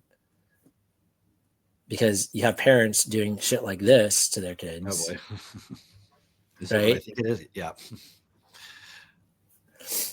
You got parents doing shit like this so that they can't even tell. Also, what is this person fucking wearing? Yeah. Do you remember those like little kid shows where it's like this clown woman? That's what she reminds me of. It's like, Big comfy couch. Yeah, that one. The Exactly. big comfy couch. Yeah, that's what she reminds me of. But like, okay, would it? I know I said this last week, but like, I literally know people who are 10 years old and older who still believe, like, actually sincerely believe in Santa Claus. I feel like we talk about Santa Claus every time, but I know, at the same time, it's like it's such a perfect example because you're like, how could I be wrong about God? And I'm like, you don't verify anything in your experience. No, you don't even know what a fucking virus is. You just read about it in a book. Right. Can't you see how like everything in our fucking reality is that woman right there? Okay. And so your kids are being lied to constantly by you and all the other media that they consume. Plus, okay, remember we listened to John Taylor Gatto, his 5-hour interview, and read his books and etc. He says that the history textbooks have hundreds of glaring errors. Obviously. But it's like, okay, first off, how's the child supposed to know? They don't. So they're learning the errors as if they're fact, as if they're true. And second of all, it's like, where's the teacher in all this? They don't fucking know. Do you think he was talking about World War II? Like specifically? I'm sure that was included. you know, and like, who's going to question any of it? Who? No one. And even if you were a teacher and you sent like a letter to the publisher, like, oh, there's a lot of errors and these need to be corrected. The publisher does not give a fuck. And you know what I remembered? I remembered that the school textbooks, when you go to school, the publisher is the one making the textbook in this case. Yeah, I don't know if that makes sense or not. Yeah. Okay. Anyways, meaning like I know there's the authors and then there's the publisher, but I feel like the publisher actually is the one that's more interested in it being fake. Yeah. I think so too. Because what I'm saying is, at the end of the year, who owns it? You know, like who's running it? Who's the? You know, it's not like they're just a publisher, right? Exactly, because they specifically publish textbooks for schools. That's their whole industry. There's nothing else. How did they get those deals? Right, exactly. And at the end of the year, what do? You return that book to the school. And it's not like the school uses that same book next year. History does like, why would you need a new fucking history textbook the next school year? Every 2 years. I know. Why is there a 15th edition of calculus? It doesn't make any fucking sense. They didn't learn anything new. No. Oh, well, we just wanted to update some of the examples. Bullshit. Fucking bullshit. Like, it's just like, it's a lie. It's all a lie. It's a really good way to hide all the lies within your textbook that you're like, oh, there's just a little mistake. We're going to correct that. And how's the next year you have more errors? Anyway, I guess the point that I'm making is, how is that child then supposed to grow up and then be able to recognize that's AI? Or this part of it is fiction? That Snorlax can't actually do that. Snorlax isn't real. Like all the kids that, believe. Even right now, we've got all these drones everywhere, apparently, and people can't tell what's going on. Right. They're aliens. They're defense contractors. Do you see that one I sent you of that Facebook post? Oh, yeah. Yeah, the cat. No, it's not a cat. It's a cat. It's a cat. Oh, is it? Oh. It's a cat. I'm sorry. No, that's not a cat. That's not a cat. No, it has fingers, dude. Let's let the people decide. The alien thing? Yes. Well, let's let the people decide. I don't want to put the person's name on there. I don't know that person. Do you know that person? Is this like an actual person? Like a friend on Facebook. You know this person for real? This is a real life person? Yeah. Well, I don't know them personally, but you know that they're a real person. Hold on. Let me crop it. How about that? Okay, crop it, resend it so I can share it. Okay, you're right. Maybe it's a raccoon. No, it's not a real animal. It's definitely fake. It's like fake. It's just a fake picture. It's like an AI or a fake it could actually picture. be a real animal. I don't think so. Why not? That doesn't look like a real animal to me. You don't think so? It looks like some kind of fake made up thing. I think it could be real.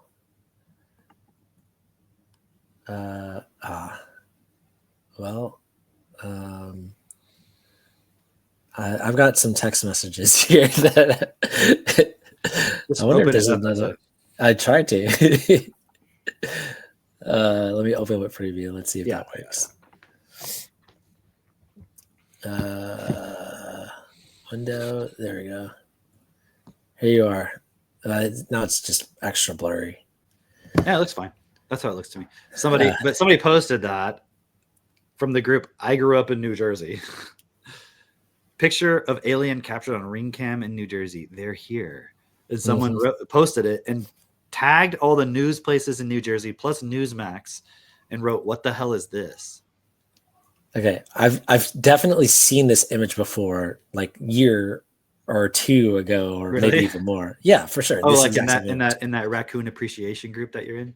Yeah, it's clearly a naked raccoon that was left outside.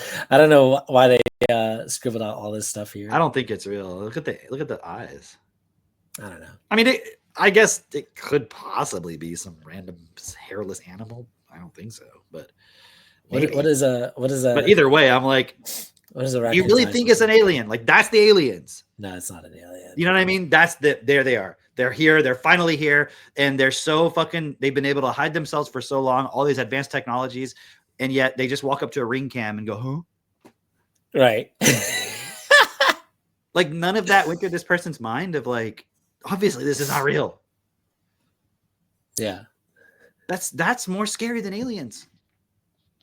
Yeah. The fact that they can't realize that that's not real. Yeah. That's just like, whatever it is, it's not actually an alien, because even if it was, why would it be doing that? Like, oh, now this is how they chose to reveal themselves finally. The real fucking image and all these drones and everything. The alien just popped up on someone's ring cam. Because it was scared. Okay. Yeah, it was so scared. It's scared. Hello, can you help me? Will you let me in? I like this thing you said. You sent Putin calls porn a global scourge. Says more interesting alternatives must be sought as opposed to bans. This comes after the Russian president encourages sex at work to improve birth rate levels. Yeah, I have to wonder what he means by sex at work. You have to wonder. I'm sure he means like, hey, take a break. During your lunch break, go see your wife and have a kid. Make a child. I'm sure that's what it's funny because saying bang your coworkers. I'm sure that's not what he means, because like it would seem like contradictory. Oh, he says porn is a scourge, but he's saying have sex at work. Right. I'm sure it was written in that way to make you go, what? Yeah, like, and it's like to make Putin look dumb or bad, and then also to like disparage the idea of procreation. Yeah, and like not watching porn. But it's clearly like those things are at odds. Watching porn and having sex, that's at odds just to begin with. Okay, if you're watching porn, what are you not doing? You're not having sex. True. Just don't watch porn and go have sex. Right. Why do you need to watch porn? Like, it doesn't make any sense. Why do you need it? Just for an energetic, like, yeah. What was this AGI thing? Is this actual AGI, or is this another, like, I got the headline? It seems like it's kind of they feel like they're getting closer, actually, is what it is. But it was interesting to watch because, like, there's this thing called ARC AGI, and I guess it's this guy or group that tests the models for AGI, and they have benchmarks and tests, et cetera, et cetera. And they did this thing where they have a limit of you can only spend $10,000 in the like, so they have a test, and then your model has to run the test and try to pass it, but you can only spend up to $10,000 in your compute. And so if you do that, then it scores like in the 76%, which is close to like really smart people. Okay. Like they showed like the like one of the engineers who's like a super fucking smart engineer guy or whatever at one of the companies, like scores like a 78 or something, and like when they do the $10,000 compute, the thing is like 76%. When they let it do probably in the area of like several $100,000 of compute to do the test, it's like 87% or something. Wow. And apparently they did it where they had unlimited resources, but they didn't want to publish what the result was on that. I don't know why. It wasn't clear, right?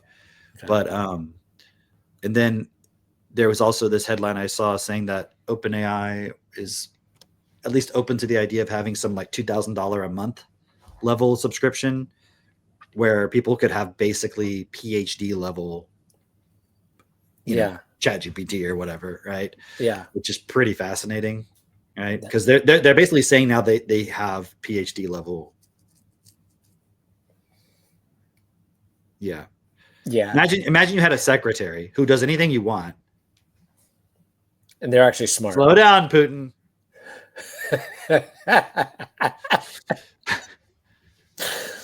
Neil deGrasse Tyson's like, could we talk about the tugs of the three-body problem? I see two bodies here. And this third body's like, maybe we need to bring a third body. Cindy, come. We need the tugs. I'm trying to work out how the tugs affect three bodies. It's going to get chaotic.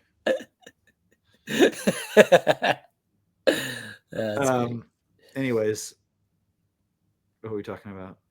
Oh yeah, like imagine if you had like a secretary that can do anything, like write stuff for you, dictate stuff, make stuff, you know, what the AI can do. And it's like PhD level reasoning ability, output for $2,000 a month.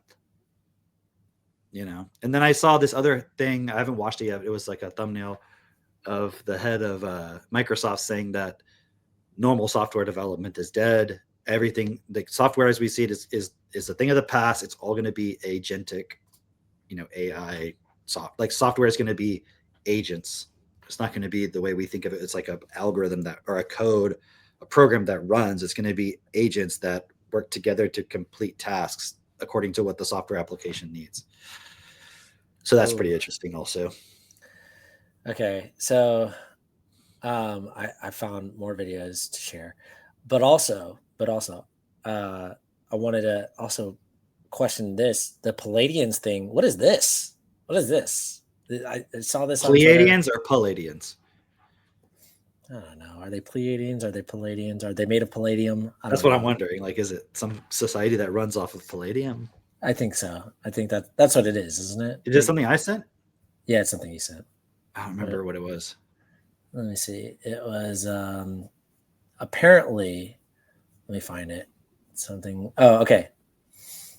Extraterrestrial beings channeled by New Age mystics claim to have guided humanity for millennia, and Donald Trump is part of their master plan to awaken society, apparently. Yeah. Let me see it. Yeah, Pleiades. What's so special about Pleiades?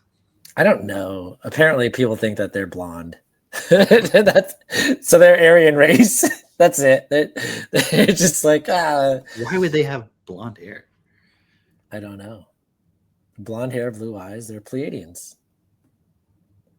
You know, so that makes them special. People like blonde-haired people. You're blonde, aren't you? Yeah. Every time like I'm out with Caius, some boomer has to say like, "Look at that blonde hair," and then they always look at me like they want me to say something like "thank you" or something. And I just like, yeah. No, every time I'm out with Hazel, no one says that. I don't know why. Sorry. Yeah. So yeah, can you imagine living your life without people commenting on the color of your hair? I can't. You don't have to imagine it. Yeah, I have to imagine it sometimes. Yeah. Because you're blonde. Are you blonde? I was. Yeah, I looked like Caius when I was a kid. How does that work? Why you look brunette now? Yeah, it's dirty blonde actually. It's like a really dark blonde actually. I would call you dirty, and I wouldn't call you blonde. Okay, so here is another video. This one. You see this? This says, we heard a big crash inside, then ran outside to see what it was. They literally crashed. Well, not crashed. Or they just knocked over there. They knocked over the garbage bin, obviously, and set the car up to make it look like they crashed into it so that they could tell their kids the little elf on the shelf brought them. How do they push the pedals? The kids can't think that far. They can't think that far. How old are those kids? Look, that kid looks like he's like at least 5. And that kid, she looks like she's 7 or 8. My kid, really? 7?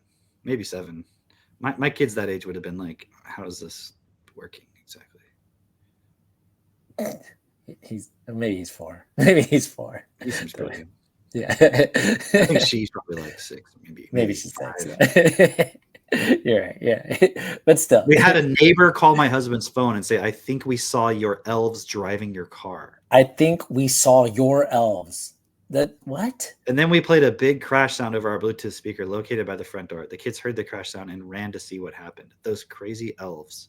Oh my gosh. When I was young, my elves took my dad's car and drove it into our lawn. Needless to say, it made me believe even harder for a few more years. I promise they will remember this forever. Oh, I bet they will. Okay. You see that though? Why is this? Okay. That's the psyop. Why is this cute?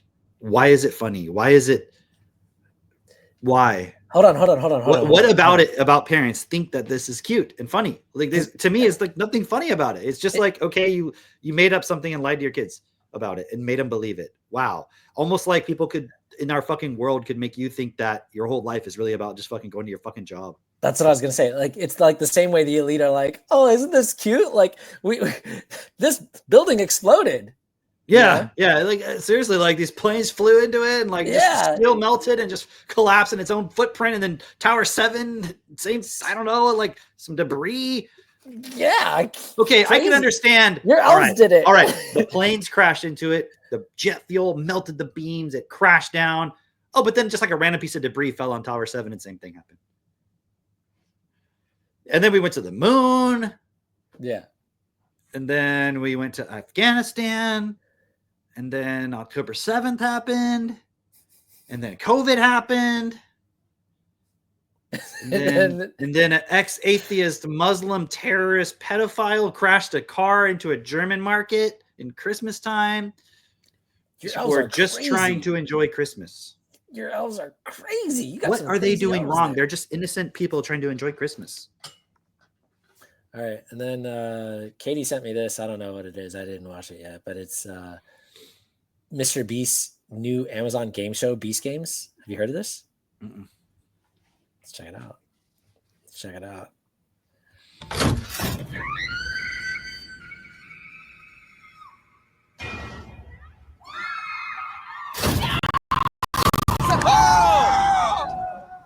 Oh my God!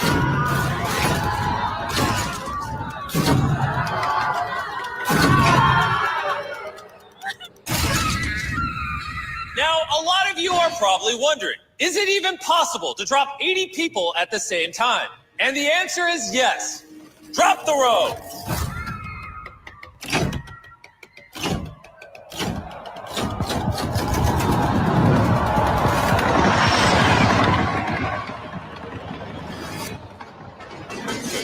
Whoa, that is crazy. Oh my gosh. Oh, this row also couldn't find someone to sacrifice themselves. So, wow. I have no idea what I just watched. Man. Okay. Will you play that other thing I just sent you this morning with that woman? Hang on. Give me a moment. Which woman? Hang on. Let me look at the one that says, and I'll tell you. Collapse is everywhere. Oh, okay, that one. There you go. Just a second. All right. Here we go. Share this one. This one, yeah. Mm-hmm. Trent University, as I said, a word to pleasure as many uni students in 2 weeks. I want to sleep with 130 barely legal 18-year-olds. And you can go for as many rounds as you want. You can finish wherever you want. And the most I want to take in one night is 25, but I'll let you into a little secret. I did 30 on the first day alone. So come and get me on my knees and let me celebrate you getting into uni, boys. What? So this is also in the context of that Lily Phillips thing where she's sleeping with 100 dudes. And then now apparently she's trying to sleep with 1,000 people in 24 hours. I did hear about that, but I'm like, that's clearly just marketing, right? Like, oh, clearly like this, like how is the algorithm, you know what I mean? It's like, but when I see this, I'm like, okay, Like I remember when I was a kid, there was like porns of like a woman sleeping with like 50 guys or 100 guys. It was like a thing that it's already happened, but like the way it's being promoted now, it's like that was something that it was like taboo even to even look at it and to even know about it. Like, you know, like now it's just like, here you go. Okay. Back then, you know, okay, the medium is the message, right? Back then, the medium was like you had to get a VHS tape. You had to go to your friend's house when when, you know, in the dad's bedroom when they weren't home, and you had to go searching through like his secret box in the closet. Right. Or you go to like a weird store, and then you'd have to ask for that weird shit. You'd have to be like, in the back, do you possibly have? But okay, so there was, here's the thing, there was that Lily Phillips thing where she's sleeping with 100 guys, right? Yeah. And then they're promoting that, and now she's apparently doing like 1,000 of them or something. Do you realize that's 41 per hour for 24 hours? That's not possible. 41 per hour. 40. Yeah, that'd be like per hour. That's not possible. Oh, but hold on. So that's like, but they have like a minute or so. That's. I don't know. That's really it seems unlikely. It seems unlikely because, yeah, I know there's always the joke about guys finishing really fast, but I can't imagine like that you're actually into it, if that makes sense. I don't know. I can't. I don't imagine it. No. I feel like it'd be like, yeah, no one's into that. And but the thing about this one I just showed you, it's like, you know, she's emphasizing she's at the university. They're barely legal. It's like, how can I get right to the edge of what is acceptable and extreme also 130. So it's making you, I just see in the male mind all the points it plays on, go ahead. I'm sure like a young man who just got to that university is like, how do I contact her? Is this part of the core curriculum? I'd like to pass this class. I'm studying for a math degree, but it says I have to take a physical education class. Yeah, I'd like that to be my physical education, dude. Okay, but also the reason I thought of it is because the Mr. Beast thing, right? And it's like, it's so extreme. Yeah, and I'm like, imagine when we get to the point where we're okay with kind of like physically torturing people. You know, or like killing people, or maybe they're just Palestinians. Remember? Oh, what was that book? Zone 23. It was Zone 23. Yeah, that was actually a really cool part of that book where the guy's playing this video game. Sorry, Sandra. They're like, yeah, shooting rockets. I saw Zone 23 on his shelf. I don't know if he read it or not yet. Okay, I think he did. I think he did. I think he was saying he did. But anyways, so with the assumption it's like the guy, it's like these guys playing this video game. Yeah. And it's like Call of Duty-ish, but it's like you can drone strike stuff, and that's basically the point of it, I think. And it's like people are really good at it and all this like competition, but like they're actually killing people and they don't even know it. Yeah. I don't think they know it, if I'm not mistaken. I think they don't realize that it's actually real. Like it's actually the government's using them to like actually kill like the people who rebel against the system, basically. Which, you know, that's not far off as far as like, you know, the possibility of that actually happening. Think about how, you know, they've got all these kids playing Call of Duty and whatever other war games as a child, so that when they become adults, they feel like they want to go out and actually do that in real life. And they think that it's going to be like Call of Duty. And Christine was telling me of some veterans who they went to, I don't know where they got deployed to, but they said when they came back, some of them were saying like, that it wasn't like the video game, how they were expecting it to be. Like they had this expectation of it to be like the video game. And others were like, it was just like the video game. Like, and then they come home and they're like, now I don't know what to do with myself because, you know, this reality isn't like that reality of how I've, you know, conditioned myself to be in this video game idea of shooting people up who just turn the corner or whatever. And, you know, I have no relation to them. Right. It's like when you play chess for too much. I don't know if you ever have this, like because I'll go through periods where I'll play chess and then I just won't play it for a long time. And then everybody looks like a pawn to you. No, it's like I'll be on a Zoom meeting. And you're like, that guy's a horse head. No, like I'll be like looking at somebody talking, and then I'll be looking at like how I could do like a night move to get to this one, to that one, to that one, to that one. And I'm like, it's automatically happening.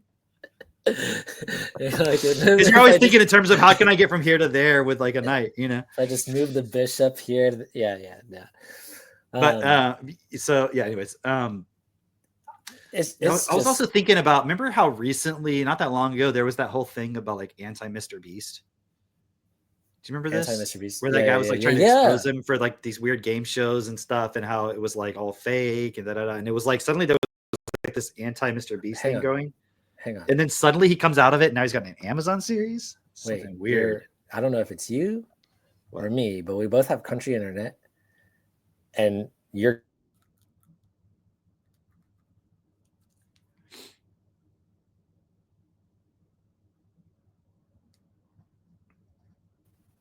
okay. I'm back. I don't know who was frozen, so I just sat there not doing anything. I don't know either, but both of our screens went black. So I'm guessing it's my country internet. I just sat waiting. Well, I'm glad you waited. Anyways, did you hear my point about Mr. Beast? No. Oh, remember there was this whole anti-Mr. Beast. I remember the anti-Mr. Beast. Yeah. It was like somebody made videos talking about how he's like the giveaways aren't real, and right? Blah blah blah. It was this whole thing, and it was like this anti-Mr. Beast sentiment growing on the internet. Yeah. And then it all kind of just fizzled out and didn't go anywhere. And then now he's suddenly got an Amazon show. Yeah. I just think that's really weird.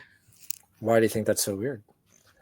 Do you remember? I don't know. It's like whenever you see somebody suddenly go to that next level, and you're like, what are they having to accept to? You remember Nick Cannon got canceled, and then he came back. Did you watch that Nick Cannon and Cannon? Oh yeah, of course. With a council culture show, a show called Council Culture, where he's apparently his co-founder for this podcast. Is it for that one or is it a different one? No, I don't know. Hang on. Because he said he does a podcast with him. Nick Cannon. I don't know if he meant he did an episode with the guy, or if he meant he literally does a podcast with him. It wasn't clear with Greenblatt from ADL. Yeah. It was funny, like Candace on there trying to be anti-Semitic, and he's like, "Oh no, I don't know what you mean." And oh, by the way, I totally do like a podcast with like Jonathan Greenblatt of ADL, and I ask the hard questions, like, "Do you, buddy?" All right, let's see. Episode 3, Jonathan Greenblatt, Nick Cannon. So he did a podcast, an episode with him. Co-host the podcast, To Hate or Not to Hate. That is the question. Wow. Okay. Yeah. I like that term, hate. It's interesting. Why do you like it so much? Because you're a hater? Well, I was watching Netanyahu talking to Elon Musk and talking about, like any kind of hatred of an entire group. Right. And it's like, doesn't he hate an entire group? The Muslims, all of them. So no, it's not all of them. It's just the extreme ones. And it's like, but the Palestinians, they're all extreme in Palestine. Like, I don't know. It's just this clear, it's funny because we were talking about taqiyya, that whole point of like, you're allowed to like lie and deceive, but like, that's kind of what I see. I don't know what the other term is for it, but it's kind of like just saying what you want to say. And like, no one calls you out on it because they're afraid, but like literally it's just hypocrisy, I guess. But I don't really like that word because people will say someone's hypocritical, but everyone's hypocritical. It's like extreme manipulation, or it's just like to the point of they can lie, say whatever, and they don't care. And they don't care if you call them out on it or whatever. They're just going to continue doing the same. It's irrelevant because it's like you're just continuing to manipulate. You don't. It's irrelevant. Like there's no. I don't have a morality about it. Yeah. So whatever you say is not. It doesn't matter. It's like you're in war. If the other side's going to do propaganda on you, like okay, that's going to happen. Yeah. Like, you don't get upset about it. You're like, that's part of the game. It'd be like you call out Netanyahu for like, hey, you said that this group you shouldn't hate entire groups. Yeah, well, when this entire group is like attacking us, then we have to eradicate them. Like, do you not care about my safety? Like, whoa, bro. Right? You're like, well, hold on, but it's where did this conversation and my group was holocausted and blah blah blah. Like, whoa, God, because someone hated me. Who? This group of Nazis. Okay, so what about that group? Don't you hate them? Like, Of course. Well, it's not an entire group. Like, well, how do you define an entire group? Yeah. Because even like the anti-Semitic people, I really haven't seen any of them. I'm not saying there aren't any. I'm sure there are some, but like the ones who are very vocal, they're not like they hate all Jews. They're like, no, it's specifically this specific thing. And there are going to be some, but I feel like the ones who are on the side of like the thing that you could be like, oh, these people actually just hate them. They're like the caricatures. They're like almost like the psyop version of, you know what I'm saying? Of course. Yeah. If you take a group of all of the people that you hate, if you get all of them into a group, wouldn't you be hating that entire group? Like, I'm just doing some math here. Just okay, yeah. So do you hate anybody? Yeah. Do you hate more than one person's? Yes, you hate two persons. That is a group of people that you hate. You hate that entire group. And we're not allowed to say there's any conspiracies of people controlling everybody. But also, if you look at all the Muslims and the leaders in Iran and Russia and Putin, they're all conspiring together to get rid of the Jews. Right. Well, I thought we weren't allowed to say stuff like that. Right. Well, no, you're only not. But you see how like you shift the conversation. It doesn't mean any of these are right or wrong. I'm just saying you look at the way the argument unfolds, and then you're like, oh, so you're allowed to use this type of logic, but I can't, or someone else can't, rather, right? And I mean, again, we always bring it back to the point of it's kind of irrelevant because I'll just blame anyways. Yeah. It's not looking at the root of the problem, which is the money system. Right. That being said, we have to be realistic that some people are going to resist it, changing things. Yeah. Right. Okay. Katie sent me another video. I don't know what this one is, but I figured I'd give it a watch. So let me present it and see what we get. Let me just refresh this real quick. There we go. Moving out to be the new partner he's seeing. Well, kind of. He's moving upstairs to our upstairs apartment temporarily. We own a duplex, and the upstairs unit is currently unoccupied. So I'm going to stay up there with my new partner I'm seeing. Wait, that's her husband, she said? Or boyfriend? Boyfriend? Your partner. But he's got a new partner? I don't understand. Let's keep going.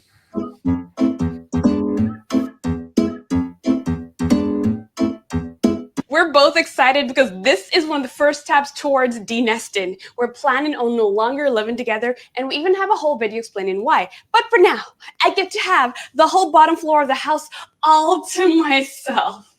And I know someone's probably wondering, where are your other partners? Why don't they move in with you? The answer is because I don't want them to. The whole point of denesting for me is that I never have to share my home with another adult again. My partners live nearby, and that's as close as I want them. I love having the bed all to myself, not sharing a bathroom, and just enjoying my own space. I've lived with plenty of partners over the past 20 years, and I'm done with that experiment. It's not for me. I have a few days lined up over the next few weeks. Lovers can visit, but they can't stay. Okay, first of all, what the fuck accent is that? I have no idea. I was confused. I wanted to know as well. Denested. Yeah. So,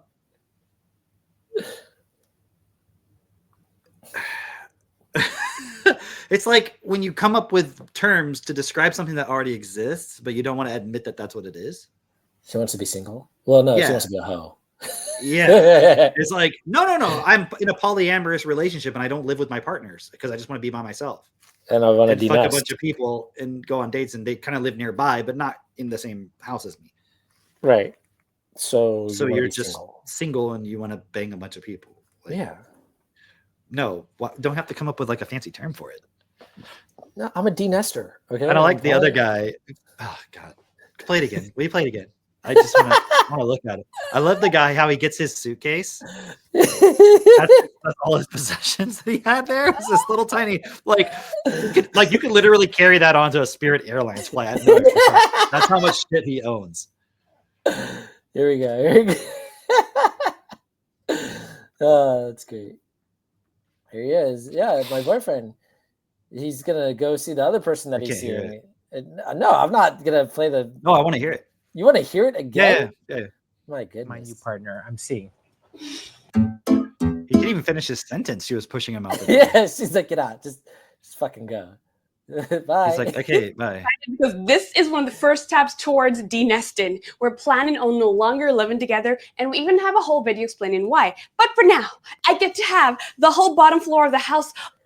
Wait, why do you think she no longer wants to live together? What do you think that's about? Breaking up. Decolonizing love. That's the name of the thing, is decolonizing love. Okay, so fascinating. So now you've associated being in a stable relationship with another person as having been colonized. What is this? What is this? Okay, I'm gonna read it. We've been planning on denesting for years because we're birds, apparently. And it's exciting to finally take the first steps and see how it unfolds. As a solo polyamorous relationship antichrist, I don't want to live with any adult. She's an anarchist. Well, she has a Rage Against the Machine shirt on, guys. Okay, she's an anarchist, right? Remember, did you see that thing where they were getting an award at Disney? Yeah. I don't want to live with any adult, but I also aim to decenter romance and recenter community. But I'm not going to live in a community. I'm not going to create a community. Okay. My vision is to have my partners, friends, and family all nearby. And I've been steadily working towards that. Partners, friends, and family. How do you distinguish between these categories? Some friends have already moved into my neighborhood, and now 2 of my partners live close as well. A few of us are even exploring the idea of buying property in the area and redesigning it to be more community-oriented, breaking away from the nuclear family model. You've already broken away from that model. Yeah. I think you don't need to change anything. You guys have your own apartments. You got public transportation. I don't see why you need to go break away from anything. They're going to buy a whole neighborhood. I'm fortunate to already live in a community-focused neighborhood. What does that mean? Which aligns perfectly with these goals. You can absolutely reimagine your living arrangements. There's no rules says you have to accept a nuclear family or isolated single living frameworks that Western modern culture promotes. For me, the dream is to have 3 biological kids with different parents. What? Foster 3 children at a time, and do all of this with a robust network of community support. Ideally, the parents of my children would live next door, creating a blend of family and community while maintaining independent housing. These things aren't mutually exclusive. You can have both community and independence if you dream big and take steps toward it. Okay. After reading that, she was obviously abused as a child. Like, clearly something, because this person, it's like she actually is afraid of being in a committed relationship with somebody where it's like totally stable. Like if that's her dream, like this, she suffered some abuse for sure. And look, of course, I'm not saying it's all easy. Finances are always a factor. See, it always comes back to the money system. Yep. But there are often creative solutions for many people. The key is to work towards your vision one step at a time and remain open to reconfiguring your life in ways that better reflect your values. And this was written by ChatGPT. Oh, you recognize? Because it's like your values and desires. And I'm like, whenever I look at this, I'm like, what values? I'm not interested in values. Dude, okay. She clearly was abused as a child. I mean, that much is obvious. And then the other bit about the finances is like, okay, if everyone had finance or the financial support, like we created a system that nobody could potentially go hungry because they don't have the means, they don't have the resources. If they wanted to go hungry because they think they're a vegetarian or whatever, that's on them. But it's not because they don't have food in their refrigerator or can't get access to it because they don't have money or whatever. If that were the case, then no one would ever go for this stupid idea that she has of having a community that's built by whatever. Like you don't get to be with your own parents. Like that doesn't make sense unless they're literally mentally ill, which would be something else that, okay. What does this community do? They watch her kids for her, or basically they're the support. She recognizes she wants to have community. What's the purpose of the community? To raise the kids. She recognizes that she can't raise her kids by herself. She recognizes that, but she doesn't want to be the one solely responsible for it. Why doesn't she just stay single and put her kids in daycare? Oh, that's a community. I'm saying that already exists. Like what? Yeah. There you go. That's a community of sorts. No, I'm gonna fuck a bunch of dudes, and everyone's gonna like have all these fucked up conflicts and shit, and then I'm gonna just bring kids into that and throw them in that, and then not teach them any kind of stability whatsoever. But we're gonna have love for each other. I love my partners and my partner's daddies, and I've decolonized love. yeah, it's weird. That's really fucking weird. It's just like a consequence of all. Again, this is example the survival pressures. Just like, yeah, that's totally insane, man. Katie finds some really good ones. Her algorithm is like really trying to impulse her. Her algorithm's like, Katie, don't you want to be a independent woman who can do whatever you want? You know, what's funny is all that stuff from like, okay, when I was, let's say, maybe 15 years old, that Nottingham woman who's like gonna sleep with 130 guys, that would have seemed really attractive to me, you know, when I was like 15 years old. Yeah. You know, but like now that I have a wife and kids, I'm like, dude, what's better than this? Like, why would I want to do that? Like, that's gross, you know? Like it's like Pinocchio again. Like, what's attractive to him? Just running around and playing and not having any responsibilities and being completely self-interested and, you know, not. It's showing up at the University of Nottingham day one. Yeah. Ready for business. Right, exactly. Oh, dude, I know the podcast name for this one. I'll tell you. I won't spoil it for anybody else. Okay. Well, it's gonna be spoiled.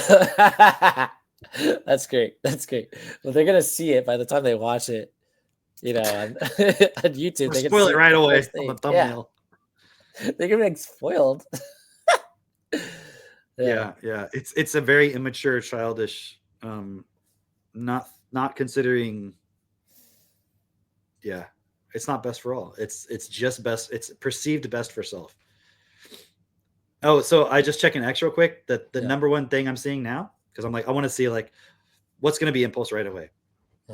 Apparently, X, they're blaming Elon Musk. I don't know whose decision it was.